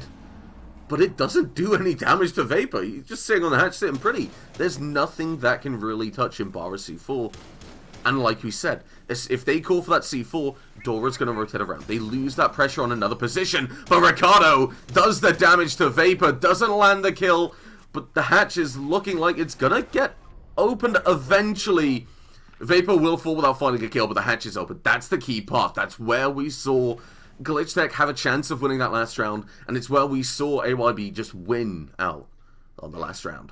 Exactly, and of course Vapor with 0-3, he does help at least the team by opening the hatches and is being useful. But it's only kitchen, they devote so many resources to opening kitchen only, and as we see R14 here fighting outside of stock, but the pressure gets refragged from the main door, and that is another roamer off the board. Yeah, very nice positioning and coordination from AYB. Definitely a different team to what we saw on KAF Dostoyevsky already. I think it's quite clear to say that. They know where their other team are going to be playing. They know who they can pinch with. They know what they want to accomplish. And there is some out-of-the-box thinking that they can use to get this hatch open and put them into a flutter. But 3 versus 3, 30 seconds on the clock, and somebody's going to drop that hatch. The question is, as soon as the smoke grenades come down, is that going to happen? But Wolfie, pushing down dirt, is going to deal and take some damage. Both Wolfie and Ricardo getting taken down low. Wolfie will be the winner of that gunfight. Choco winning onto Dora. Hens is watching the drop, is able to find a kill onto Choco. Now it's a 2 versus 1, but Hens' position is known. Wolfie holding the line of sight, pushing into Church. Hens has the audio cue, knows about them, and wins out that gunfight. The pre-fire just doesn't do it, and on time, Glitchtech are able to pick up their second round. Honestly, this is so much better. AYB, they're impressing me a lot more than KAF. Yeah, that's truly. Maybe this sort of power is helping a lot for them, but they can't find the little slice to win the round, sadly. And the Glitchtech they're winning rounds, but they're still playing so weirdly, like how I'm used to seeing them. They're overly aggressive, overly confident, and they're losing out on it, and they haven't changed up their tactics for how AYB is attacking the sites. They ignore a couple of the hatches. You can rotate your players around from blue and change the impact triggers into the blue and have that C4 blow up 1 to 2 people in kitchen for free. And I feel Glitchtech, when they go back to that site, they need to be prepared. They cannot just let a Maverick get in there. Maybe, Stafolo, we saw you on the roam over in CC earlier on. Maybe play a lot more passive. Wait until they have kitchen control, have the vertical hole, which we've seen a bit of coming into play. Use that. At least have the pressure on there so they don't feel comfortable. Vapor Car just sit on the hatch. Maverick the whole hatch. And then drop. That's where I feel Glitchtech can really just start picking up more and more rounds. And that's where I feel AYB have been very successful, is the fact that Glitchtech don't know what to do with this Maverick. So you've got to give them a lot of credit. They're playing it quite well. And yet again, we're going to see Glitchtech looking for the aggressive start. Now, he's been playing the same way 3 rounds in a row. So hopefully AYB is somewhat aware that Jaeger might be in Adam here. You like to think so. I'm looking at this R14 ready for the run out. Chances are if there's a player there, there's going to be somebody on repel watching it. But the biggest problem that you need to deal with is that C4, because you don't know if there is one. Stafolo, though, is going to get pre-fired, looking the wrong way from Wolfie yet again, being just the immediate frag. And this is the introduction I had to Stafolo. Most of the times taken out at the very start of the round, but that one time he'd have a huge round. But unfortunately not to happen. This wall is going to get open. Vapor has to get a little bit of the end, overexposing. Is not able to get it. As Choco's able to find a kill onto Dora, and that's going to be a huge problem. That's a very messy wall for Glitchtech to have to hold. AYB, they're going to have to push to it, so hence going to be looking for the run out. Ricardo finds a kill as well. Oh, that's a close one, but Yuri still goes away from that alive. Same with Hens. But the round is ticking and the pressure's on for Glitchtech right now. R14 here fighting, but North gets C4 from outside the wall. Yeah, I'm not exactly sure what happened there, but Wolfie is able to find another kill onto R14. Definitely stepping up in a huge way as they're able to find Ricardo as well. And North sealing the deal and picking up another round for AYB. Already drawing even with their score from the last map. Things can only go up, AYB. Let's be honest, this is a much better performance.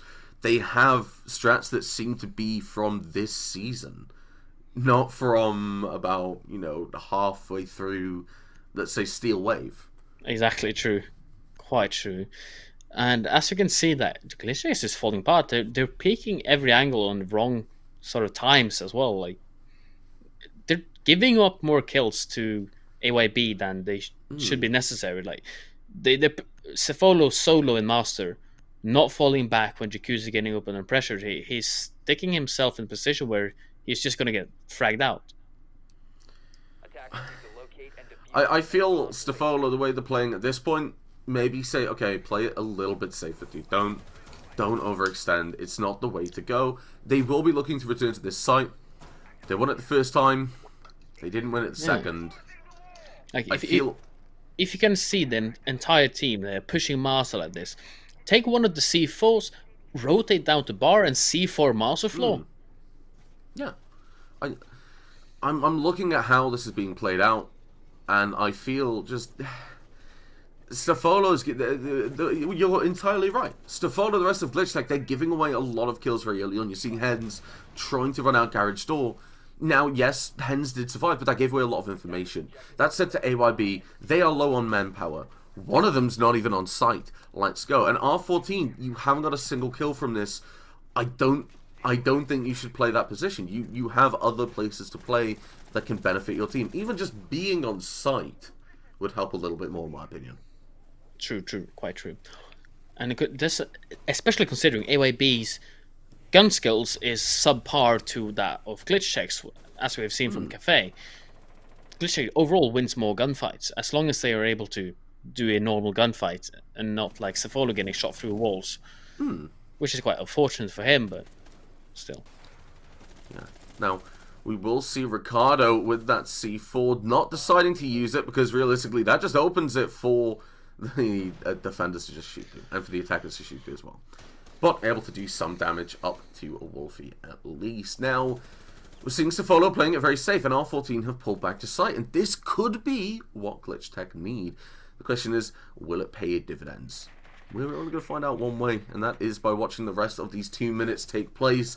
Just to remind anyone joining the chat, Glitchtech were able to win 7-2 on Kaf Dostoyevsky, and R14 is looking to make sure that they can win another round on Clubhouse, picking the kill up onto North. But Yuri's still outside. Estefolo will go for the kill, but the Claymore will get them. Yuri will sit pretty on this kennels, on this exterior, playing the rappel, playing this angle, and shutting down the rotations. Yuri doesn't have to do a thing other than stay alive at this point. Exactly, and as we can see, the round is ticking. It's 4v4 situation, but no, Yuri picks up Dora, and that turns it to 4v3. But of course, this side is quite defender-sided unless they have the walls open in the same way they have. Ricardo's stuck here on Catwalk Garage, trying to put the pressure on the main breach. Now, that con wall has been opened up, but R14 got a very nice angle here, and with the way the perspectives work, as far as I'm aware, should have the advantage in that. Should be able to see the tip of the head. And Hens gets the run out. Stefolo couldn't. Yuri will get picked up. Suddenly, that breach is a lot safer. Vapor Ricardo going to get a trade as the plant starts to go down. R14 hears it. Looks to put pressure on, but there's nothing there. Runs outside construction. Finds one. Finds another. It finds Glitchtech. Another round. A win on their CCTV for the 3rd time they go to that site. And Vapor gets a kill. It honestly. He's now 1 in 13. I feel cheated at this point. The man had a brand at this. The man had a brand going in from the last one to this one. You know, the player that the rest of the team stood on. You gotta have a good foundation. But you know what? They're happy they got a kill. So can you really be that mad? Vapor able to find their first frag, getting that trade with Ricardo, an absolutely huge kill to try and open things up. But R14, we've got to talk about that. Just getting outside of that CCTV window, able to find that spray transfer from Wolfie, then onto another player, I believe it was Choco. But more importantly, I want to go out Hens, going for the run out. Stefolo couldn't do, finding Yuri, allowing that run out by taking out that buck. There was a lot of things that went right for Glitchtech, but it was a bit too close in my eyes. It was a bit too precarious a position for them, in my opinion. Yes, that is quite true. And as we are seeing, they're going back to the church hold. Have they changed up anything? Yes, they have changed up. The Kaid is no longer on the board. You have the Moza C4. That's the only C4 they had. They have an insane amount of impacts. But that's probably going to be used for some rotates. And C4 Dora on the roam. Hello? Did you learn nothing from the 2 rounds you lost? Honestly, it yet again brings us back to this conundrum we had and we talked about. You have got those 2 players with the impacts. You've got Stefolo, maybe not playing on the roam as much, playing the main stairs. You've got Ricardo playing on site. How do you impact Trick and Maverick? You don't. No, Hibana's banned. Like, you don't need to worry about Hibana Trick.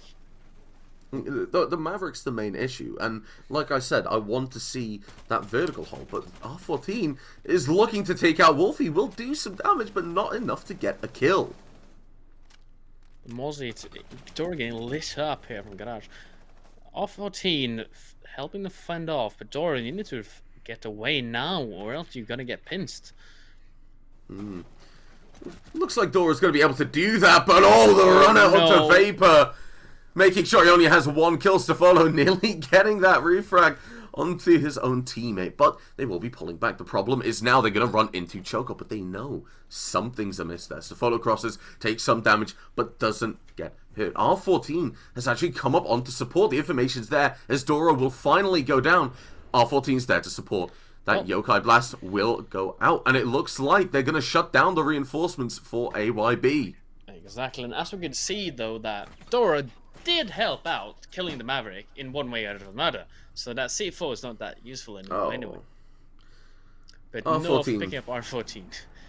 Hey, struggling to get the drone. But essentially what we see from Glitchtech is they've decided to go for something else. Stefolo looking to get a kill on to the ace, looking to find Choco. The problem is, you've taken them on a huge roam clear, but now you're going to be stuck in a 2 versus 3. There's realistically very little chance you're going to get Safolo back to site, but not before North goes down. The refrag will come out from Yuri. It is a 2 versus 2. A minute on the clock. The heart breach is still there, yes, but at this point you need to be able to do something. You need to get these hatches open. You can only pick one, and the defenders know that. Exactly. And they might... yeah, going for the main push there for Church, it looks like. But you do have Hens on the Echo. The odds are not in your favor. I feel with time ticking down, like you say, it's very much going to be in favor of Glitchtech. They have time to coordinate how they're going to be positioning, what angles. The main stairs, I think it's pretty goddamn clear that they're playing there. Any angle being opened up for Ricardo's peak will find Choco. Yuri will walk right into it as well. And Glitchtech are able to find another round and give themselves a more distinct advantage of that 2-round lead than we saw since Kaf Dostoyevsky. This is a much better game, Pega. I'm very pleased that AYB have been able to step up a lot more. Exactly, this is what we hoped for, but they need more rounds. They are on 4-2. It's a lot better score line than they had in Cafe. But now they're switching up, so now we got to see how AYB is going to do on defense. But this is also Glitchtech's preferred way of playing as well. They want the attack. They are very good at attack. So we got to see, though, how they're going to be playing this. And looking at the lineups, Glitchtech is going for the standard follow the IQ and a quite aggressive lineup with only one hard breacher. And yeah, go ahead. Yeah, no, I feel as we're going to the bottom floor, like you said. Only one hard breach on the bottom. That's going to be Ace with the door. But the question is, do Glitchtech decide to do something like this from AYB? And then my other question is, do AYB expect that? Because if AYB, in my personal opinion, if you know how to do something that can catch people off guard, if you have a set strat in mind, you should be able to deal with it if it's used against you. And that's what I want to see from AYB. If they try and get a Maverick on that hatch, I want to see Choco nearby with that C4. I want to see somebody on the roam game nearby ready to deal with it. Because I don't feel like there should be like these little pocket strats you're bringing in to catch people off guard if you don't know how to use them, at least. I mean, that's just my opinion at the end of the day, but that's how I feel. And when I look at this spawn, at least from Glitchtech, I think they're very early on going to want to get open kitchen. They're just going to say, okay, let's get this, let's get dirt, we'll be okay. And then they're going to look at flooding into site through there, go for a main stairs kitchen hatch push. But only time will tell. Exactly, and of course we see Vapor here playing his shield here in dirt. Wait, yeah, no, he's not playing his shield, he's just sitting in front of it, waiting. It's just in dirt, chilling. Yeah, just have your fun time. Of course, look, let's see here though. Glitchtech, their push is probably going to be around taking blue control. The Glitchtech already down main stairs here with the Ash, pressuring early, but they have a drone in front of him, so they know the motor is clear. Choco getting that drone, but they are still unaware of what R14 is trying to do. They're taking it quite slow. Oh, sorry. I find this quite interesting, actually, because you saw that Legion mine. I'm pretty sure that was actually the audio cue for Choco to use the C4, which hasn't happened. So they'll probably be saying it for the late red. There it is. It's going to be heading out very soon, but there's nobody there at the moment. That C4's wasted, Ricardo. I feel Choco is just a bit late to the mark there. Yeah, it's like they're a bit unaware of their surroundings. But they have the strategy in place for these things if they're coordinated and communicate enough around the C4s and Legion mines. But ooh, Ace, they're saying a little damage here. Going low, but the Wolfie picking up Safolo. That's a good fragger right off the bat. Yeah, Safolo being taken away the IQ. A lot of that vertical pressure, at least giving away the information of where these players might be. But Ricardo has motor control, spots Choco go for the swing, and with that M762, the range just makes it so much better. Choco not landing a single shot, having to pull back. Now this church wall's going to look to get opened up. Wolfie will go down to Ricardo, who's not going to finish it off. Finds Choco as well. R14 pushing down to blue after that rotate as Hens takes some damage. Time is ticking down. R14 finds one, finds two, finds three. And now suddenly sight is opened up. Only one more player playing on B. And R14 He just said stop. On main stairs, sure, I'll go down there, I'll bait out a C4. Blue, that's where I want to go. Able to clean up a kill from Ricardo, 2 more kills, and then just the last one to top it off. A nice 4K, a huge 4K, to give Glitchtech that just a little bit more advantage. Exactly. Of course, gotta give credit where credit. You are 14, but you did sort of steal that one injure. Yeah.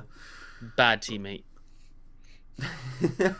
Yeah, let's ruin the reputation. You know, you can get a Obviously. 4K, but if you steal a kill, you only got one, in my opinion. Man's injured. You got to step up. Exactly.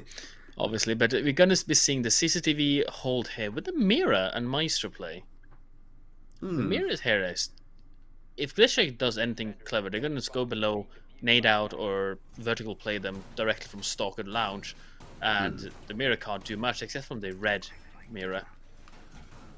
I feel the way we should see these mirror windows placed up, in my opinion, is you have one right here. Obviously, you need to watch your construction side. I wouldn't say put one on rafters. That's not the play, in my opinion. You don't have that there. Maybe one on that cash wall. Yeah, like you had the one for CC Cat Ball out to Breach. Maybe they might be having one on construction. I'm not exactly sure how they want to play it. But they're setting up a very extended hold over towards this master. Yuri bringing out this mirror window. We'll be looking to post it up for a picture you in your mind at gym bedroom. So that's quite interesting. I'm quite excited to see how this plays out, actually. Yeah, and considering that Mira itself is pressure points, no matter what. I think this just plays into what I said about when, if you know how to deal with something, if you have something in mind, you should know how to deal with it. So, for example, in their attack themselves, they go for that push over towards Jim's side. They know how to deal with it. They've got a setup. They've got North dealing that damage onto Stafolo. And I know you were going to say something, so I'm going to let you do it, because I hate to cut you off, man. No, that's fine. I was just thinking loudly. Okay. Yuri is able to find a kill with Stafolo there with the refrag. Not going to be the first frag of this round at least, but R14, the top fragger for Glitchtech in this game so far, will be. Now that red mirror window will be opened up, but still Vapor just has to play it safe. Just play safe for the red stairs. You know, you're going to know if they're going to be coming still. You still have a lot of information, a lot of map control to work with. Exactly, and of course Ricardo have the hold already for the CC balcony. They understand how they need pressure and take that. But the Mira hiding in Master is a very extended hold that can fall apart quite quickly if they're not aware, AYB, of how to hold the site in this way. Okay, now there's a second mirror window where I kind of expected it to, but the floor has been opened up, effectively rendering it useless if you're trying to play very close. A swing 9 times out of 10 will be spotted. Wolf is sneaking here in oil pit. Ooh, yeah, that's actually huge to point out. With Choco as well, the AES is bit. Wolfie knows that someone's going to be playing there. Choco watching that pixel, unable to find the kill. Oh, will be actually able to find it. Looks for the second. Is able to find Tens as well, bringing us down to a 2 versus 4 to follow with Ricardo. Nowhere near to help so far. So Ricardo playing on that breach. It is open, yes. But at this point, you need a lot of work to do. You need to follow there to help you. Exactly, and they could have ignored Master so much if they after Ricardo picking up Vapor though, poor lad, picking up 2 Wolfie, and then it's the 90 Catwalk Maestro. So you don't have much utility left here. Like you have reinforced everything, and Stefolo getting picked off. It's a 1v2 situation here. It's not looking good for Ricardo, but he's the better gunner right now, and he's picking up the Mira, but he does not have the diffuser, which is down in garage. Playing for frags with 20 seconds on the clock. Ricardo's able to get it and puts Glitchtech onto match and series point. And Pega, Well, they won walk the me through clutch, that. but yeah, they did. And Glitchtech didn't see their massive opportunity. Maestro, only angle he could peek into CC from was on the catwalk window. They had reinforced off 90. Go default and plant. Literally, everyone rotate around. Go one on CC window, one pressuring from garage door, and you can go in and plant. They wouldn't have needed this Ricardo to actually flex on us this much and do that clutch. I I think that might be a bit of a mistake there. Apparently R14 is Silver 1. I think from what we've seen, we can probably discount that as a bit of a myth. I'm not gonna lie, but No, it's a competitive Smurf account. There's a lot of people actually do have those. They don't Yeah, play on them, I but they understand. have because they use one account with no skins on. that's fair enough. But incredible performance so far, especially going 13-5. Ricardo nearby with 10-5 themselves. I really enjoy seeing this so far. I feel what we've seen from both teams is that they've performed quite well, but Glitchtech, I feel, just have that little bit of an advantage. AYB, granted the scoreline at the moment is set to go the exact same as they do a setup that is almost the exact same as last round, but I feel the rounds have been closer. It's just Glitchtech, rather than stomping them, have just each time and time again had that little bit more in them. So when you look at it from a scoreboard, oh yes, of course, it's the same score as it stands, although it could change, let's be honest. You still can't count AYB out, but that's the point. If there's only slight things that Glitchtech are winning out on each round, that means it's a much better map than CAF based on what we saw. Exactly, and rounds has been closer, so AYB has shown us that they can compete, but you don't win if you don't win the rounds. We'll see the frag grenade going in, getting rid of Vapor's shield. So that's going to make the plant denial or push onto site a little bit harder. Hens, not going to bother math tricking. Let's just get the meat jam, get the wall open. Yet again, though, like you said, Choco is playing without rotate. Not even playing with a sight line, which is something we've seen a lot more, Pegasus. That causes a lot of issues, especially when you think about last round. I'm making a lot of comparisons, but there's a reason for it, as Hens is able to find a kill onto Vapor. And they're doing what I told them to do. Now they can just go in and plant. Hens, though, gets picked up. What is going on? Hens, why are you red? Dora ADS as Ricardo is able to find a kill onto Wolfie as well. What What are you we're doing, seeing- Glitchtech? They don't want it to be 7-2. I think we could say that as Yuri's able to find the head of another R14, finding North. And now it's a 2v1. Glitchtech might still win this, but Yuri just has to play it safe. Diffuser is down red, but the mirror window is now in favor of North. The angles just favor Glitchtech so much more. There's nothing to do but drop. Play with that C4. The plant is going down. You should have the information. Do you know where it is going? No, you do not. R14 is able to get that plant, and now you are in a 1 versus 2 retake scenario. Time ticking down. We've seen AYB in this before, but they haven't made it happen once, I don't think. C4 is a bit late there, Yuri. So to say, but the match goes to Glitchtech on another 7-2 scoreline on AYB's match. Oh, map pick, actually, correction. I have to be honest, 100%. Glitchtech, definitely a very strong start. This is what I expected from this team. It's what I expected from the players. R14, first time I've seen him in this roster. Very impressed with how they've played so far. They might change their name, but first time I've seen them. Yet again, we're seeing a very... The stats don't lie. They don't tell the whole story, but they don't lie. Very much Glitchtech series, not just their game, but that was a lot more closer. That was a lot more closer. AYB, they had a lot more positives in that. They had a lot closer rounds. It was just coming down to individual things. So at least moving forward for AYB, there is a lot to work on. Glitchtech is a team that I've said, they have struggled at the start. They have shown that improvement. They've shown they put in the work. Now the time is for AYB to follow in their footsteps. It's time for them to take their spot. Look at what's just not working. These micro positioning errors, these little things when it comes to winning the gunfights. Those little things, if they can start picking it up, I feel like we could have seen a 1-1 on a draw there, because like we saw, it's those last minute things. Because we saw, when we saw the push on that bottom floor, I want to think about, the one where we saw R14 walk down blue. Exactly. If we see AYB, they look at it, they say, okay, when this is happening, we need somebody watching blue. That you shut down that round. That could have been your round. It could have been 7-3. But Yep. Pega, that is it. Glitchtech 7-2 on CAF and Clubhouse.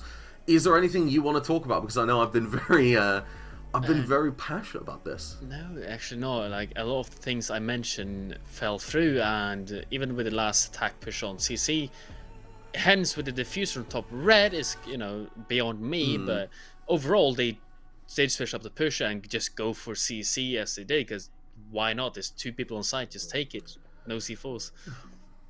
And yeah, I I'm don't know. still in awe, like awe and shock at the same time. But yeah, no, there's nothing else for me to really comment on this match. This went sort of the way we predicted, and also how it went through the each rounds, and we were predicting each round as well.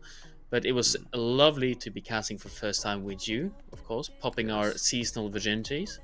Let's not call it that, buddy. But yes, it's been very nice to be with you. Very nice for my first cast with the ECS. Next up, we will have another game coming up, and I'm not entirely sure. Production will tell me in a minute, do not worry.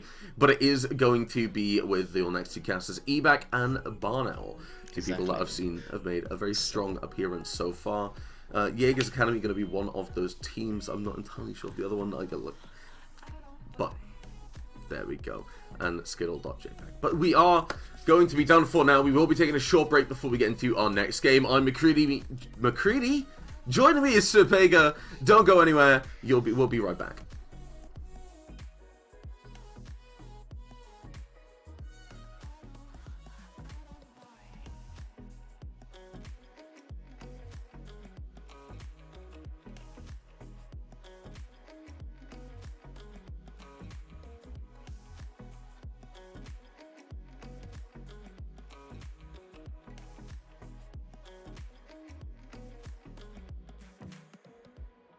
You've been getting on my good side, and it's something that I can't hide. Yeah, when I'm with you, I'm tongue-tied. I know you're not that dramatic, but I'm out of you. I'm an addict. I can't get enough, and I know that I'm not usually your type, darling. There's no need to be shy. See the curiosity in your eyes. Come a little closer, babe. I don't bite.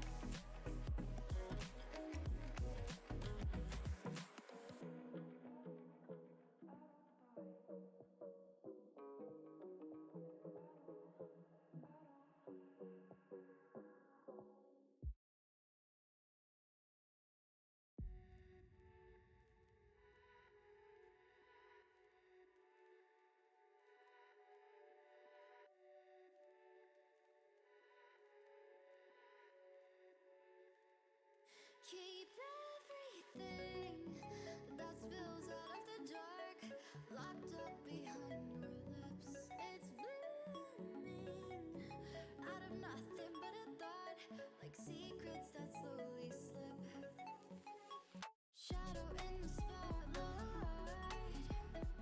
no stars inside. Chasing the daylight. If you don't care, I don't care. We're out after midnight.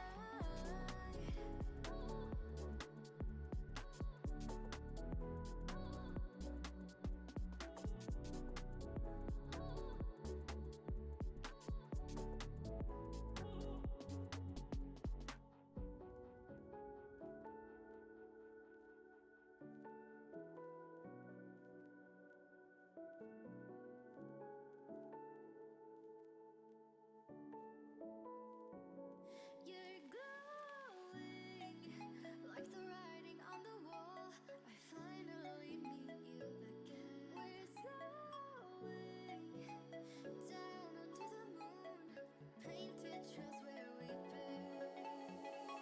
Shadow in the spotlight, no stars inside. Chasing the daylight. If you don't care, I don't care. We're out after midnight. We're out after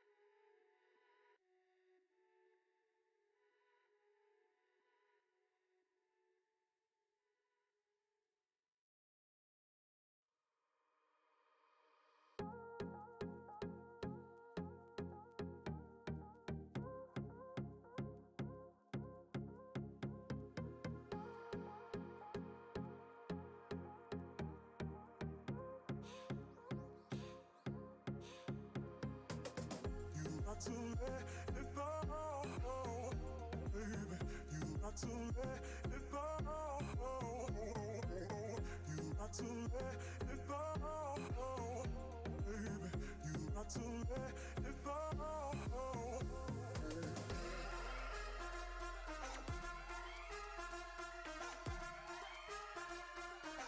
Let me see your hands up right there, right there, right there, right there, right there, right there, right there, right there, right there, right there, right there, right there, right there.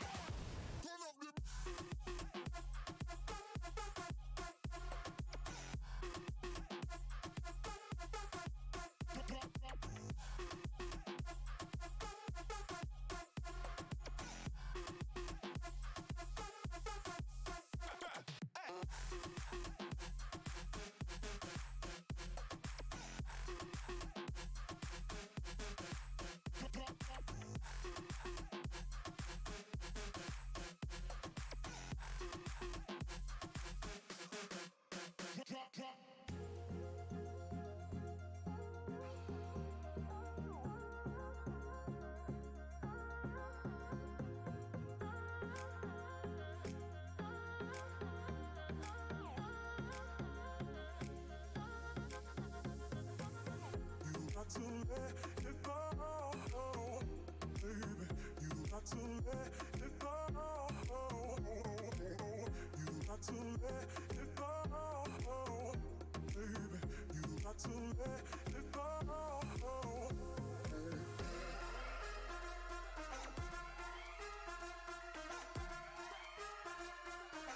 Let me see your hands up right there, right there, right there, right there, right there, right there, right there, right there, right there, right there, right there, right there, right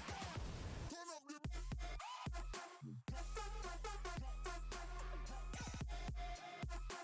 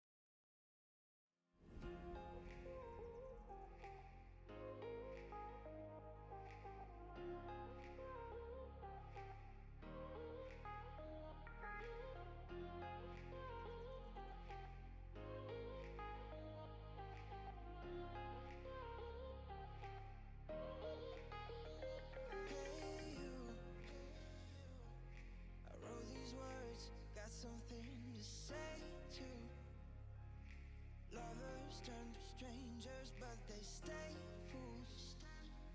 I'll break the chains, take the pain to save you.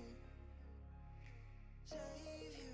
Baby, I've been high and low. All the feelings I won't show. It's better if I let you go. You'll be better off. Evening, ladies and gentlemen, welcome back here to ECS. Match 1 is done, and we have had a bit of a change around in the house, and we got ourselves Barnell and Evac. No, it's that way. And Evac. I was going for the point, but normally it's that way, but it's that way now. We have got Jaeger's Academy versus Skittles JPEG, formerly known as Free Up Tom, to bring you today. Evac, how are you doing tonight? I'm pretty good. I'm very excited for this match because there's so many good players across, even from other teams. Who there've been some little switch around, some new players as well for these big teams, two very big teams. Both will be planning to contend for those top spots and trying to win the whole thing. So today might be quite indicative of what we see throughout this season. Absolutely. Both of these teams, both Jaeger's Academy and Skittles JPEG, or formerly Free Up Tom, both found themselves very high on the leaderboards during the main season. A little bit of a fall back here in the second half for, I think it was Free Up Tom. Kind of the opposite, actually. I think Free Up Tom kind of rising up, Jaeger's falling.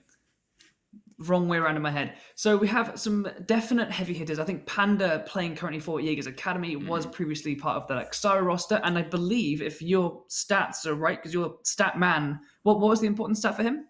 His important stat was he had the most kills during the league season of any player who is returning within a team this season. I ditched all the stats for all the people who aren't coming back because you are traitors. Yeah. Yes, you're not relevant to the anymore. cause. But Panda, you are relevant, but we'll be keeping an eye on him definitely to see if he can keep those kills coming, because he's going to need them. We've got Kenny, our casting comrade over here, coming in on Skittles JPEG. I think they called that because they have their logo's a it's Kenny's picture, cat. Picture of Kenny's cat. Skittle, okay, and it's so are they just Team Kenny? Do the rest of them have a personality, or is it? I don't know. I mean, it was all about Tom last time around. I don't think he's been freed up either. I think they just gave up the cause. That's fair enough, to be honest. Got some nice stats there, looking like everyone's pretty quiet so far, but hopefully we can pick that up as we get into the matchup itself. Hilarity. I believe we're very close to having the lobby nice and ready, and we've had some longer games coming up from just behind us in match number 1, so we're going to try and get ourselves into the game quickly as possible. We are going to Oregon for map 1, and we'll be heading over to Cafe over in map 2. So we're going to Oregon first. Are we expecting anything interesting out of these teams, or are we going to see the predictable things at a very high standard? What do you think, back? It's the high standard is guaranteed from these two teams. Oregon and Cafe, very regular maps. I mean, not quite those teams, but I'm not sure who has banned or brought what in particular, which team's done which as of yet. Do you know that, Barno? No. No, okay. No. Well, we'll find out later, and we'll figure it out.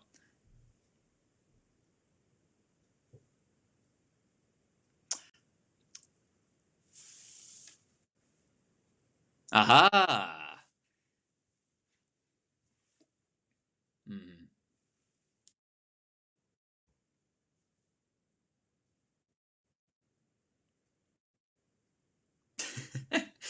We might have lost Barnell momentarily. I'm back. Are we good? I will. Yeah. Okay. Oregon Jaegers Barnell. Yes. With Oregon picking Jaegers, Oregon's going to make a good go at playing all over the Jaegers roster. We'll see. I think Oregon has a good job. I think they've got a handle on pause. We'll see if Laundry can take care of Panda, because let's face it, he needs it. But going in the opposite direction, Jaegers. They're a team that I think we saw a lot of in the previous season, and coming into this season, they follow a pretty regular pattern. None of the strats came out that really kind of blew us away, but they would follow kind of a very standard pattern in a very meticulous fashion. They would bring out a strategy that their opponent would definitely be aware of. They would do a pretty standard take, but they would just do it. They would hold their angles. They would make sure they have the checklists done, all of their to-do lists completed, and they have plenty of time for their executes. So coming up against Free Up Tom, we kind of saw a similar thing from them. Free Up Tom were one of those teams that they just played the meta, played to the maps, played to the strats, and also had a lot of success doing it, and continued to have that throughout the whole season. So this is looking like it's going to be really well matched up. Well, they're also the team with the least deaths in Major Division last season, which saw them top during that league division season. Of course, getting all the way to the final just to fall to the mighty Shreks and Hobbits, who unfortunately aren't here this season, which I'm very sad about because they were very exciting. They were.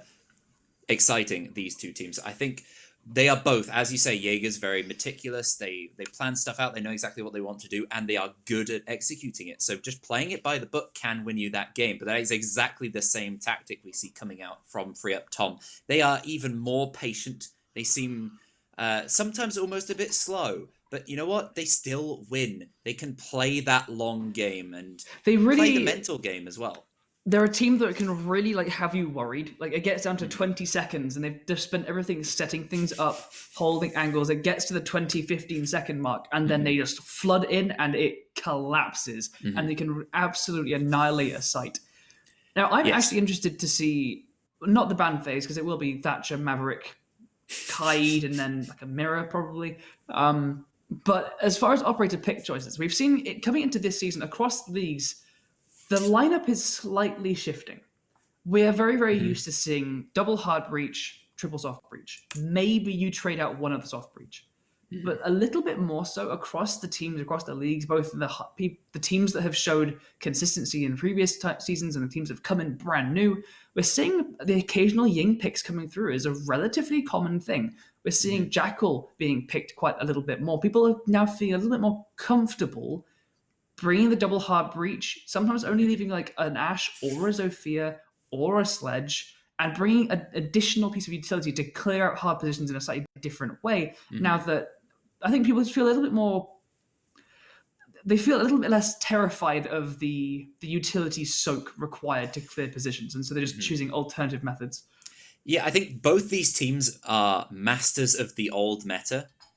And seeing them in this new one is going to be quite different because obviously Jaegers, they struggled a bit during the playoffs. Obviously, they had some very, very tough matches, but they're not going to really be eased in that regard this season because there's so many great teams in the major division. As I spoke about last time, had a big long rant mid round yesterday about just how exciting this division is, and it's not going to let up today, I don't think. So it's going to be great. Great to see these guys even on Oregon because Oregon's so established, but these teams are very good at adjusting as well. They're the sort of teams that I don't think, will they adjust to this? I know that they will adjust to this. It's just a matter of when and how, and them adjusting to things going wrong or even right at certain times, and how they can pull themselves together, come up with plans on the spot. Their ability to do that cohesively as a team unit is so difficult. It's so high level, which both teams are very capable of, and that's why I'm pegging both of these two to finish in the top half, certainly, if not in the top might be few inappropriate. spots. I think a few of them are minors. We do have a couple issues kind of with some of the number of players. I think a potential person is unable to make it, so we're just trying to figure out if we can get the right subs in time. So just bear with us. Just kick Panda out and then carry on.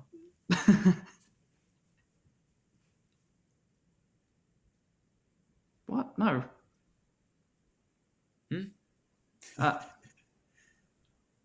Is that confirmed, or are we waiting for something? We had a forfeit, I think. Maybe I'm here. We're just here. Breaking news, ladies and gentlemen. We are waiting to hear. Just give us a moment, Barna. Whilst we're waiting, why don't you tell me something about this league that I don't know? Something about what that you don't know? Sorry. About this league that I don't know. What are your thoughts on this league before we even start? Really, we've seen obviously 4 teams yesterday, actually. What are you thinking for this season? Because there's so many big teams coming up from lower divisions or repeating this season but with new rosters. I think the second half of the regular season is going to look very different. very different to the early half. I think this early half is going to be people figuring out the meta, figuring out how we're going to play things, and I think there's going to be a very visible difference in teams that really lean into bringing constant, maybe 1 or 2 ops aside from your default Ace and someone else, and then Ash, Sophia, Sledge, trio. Teams that are looking to bring the Yings, the Jackals, the Yanas, we're seeing a lot of as well. Teams that are willing to bring stuff out, try new things, and not have that as like a pocket strat or a strange pick. I think there's room for that to succeed, and we're seeing some of that begin to happen. So I'm looking forward to the second half of the season where that begins to develop. And I think playoffs, where we see both the open contenders and majors intermingling and being to fight each other, that's going to be really, really exciting. Now, unfortunately, we do have confirmation that a forfeit has been issued, as I believe Skittles JPEG is missing a player. So what do we want to do? Do we want to hop to a real quick break while we figure out what's going to happen and then do that? We're ending? Oh, all right. Well, thank you guys for watching. I had so many funny ECS. bits prepared for today. Look at all my stats. I had so many stats ready to read out. Oh. You are so welcome for having us to be here to close out the night. Yeah. We're essentially just we're a duo desk host here to close the Playday. So thank you for coming over to ECS and watching match 1. I hope you guys had a good time. And we hope to see you again soon, because the next matchups will sure to be just as exciting, if not more so. So I don't think there's anything left to add. I've been Barn Owl. I've been Evac. Lovely to see you again, and we'll see you again tomorrow for Contenders, and that's going to be fabulous and hopefully not as forfeity. You look great. You've kind of you've dressed up. You've put on a shirt. I do that. I won't be wasted. I'm sure we'll find a way for us to enjoy that off stream. All right. Good night, everyone.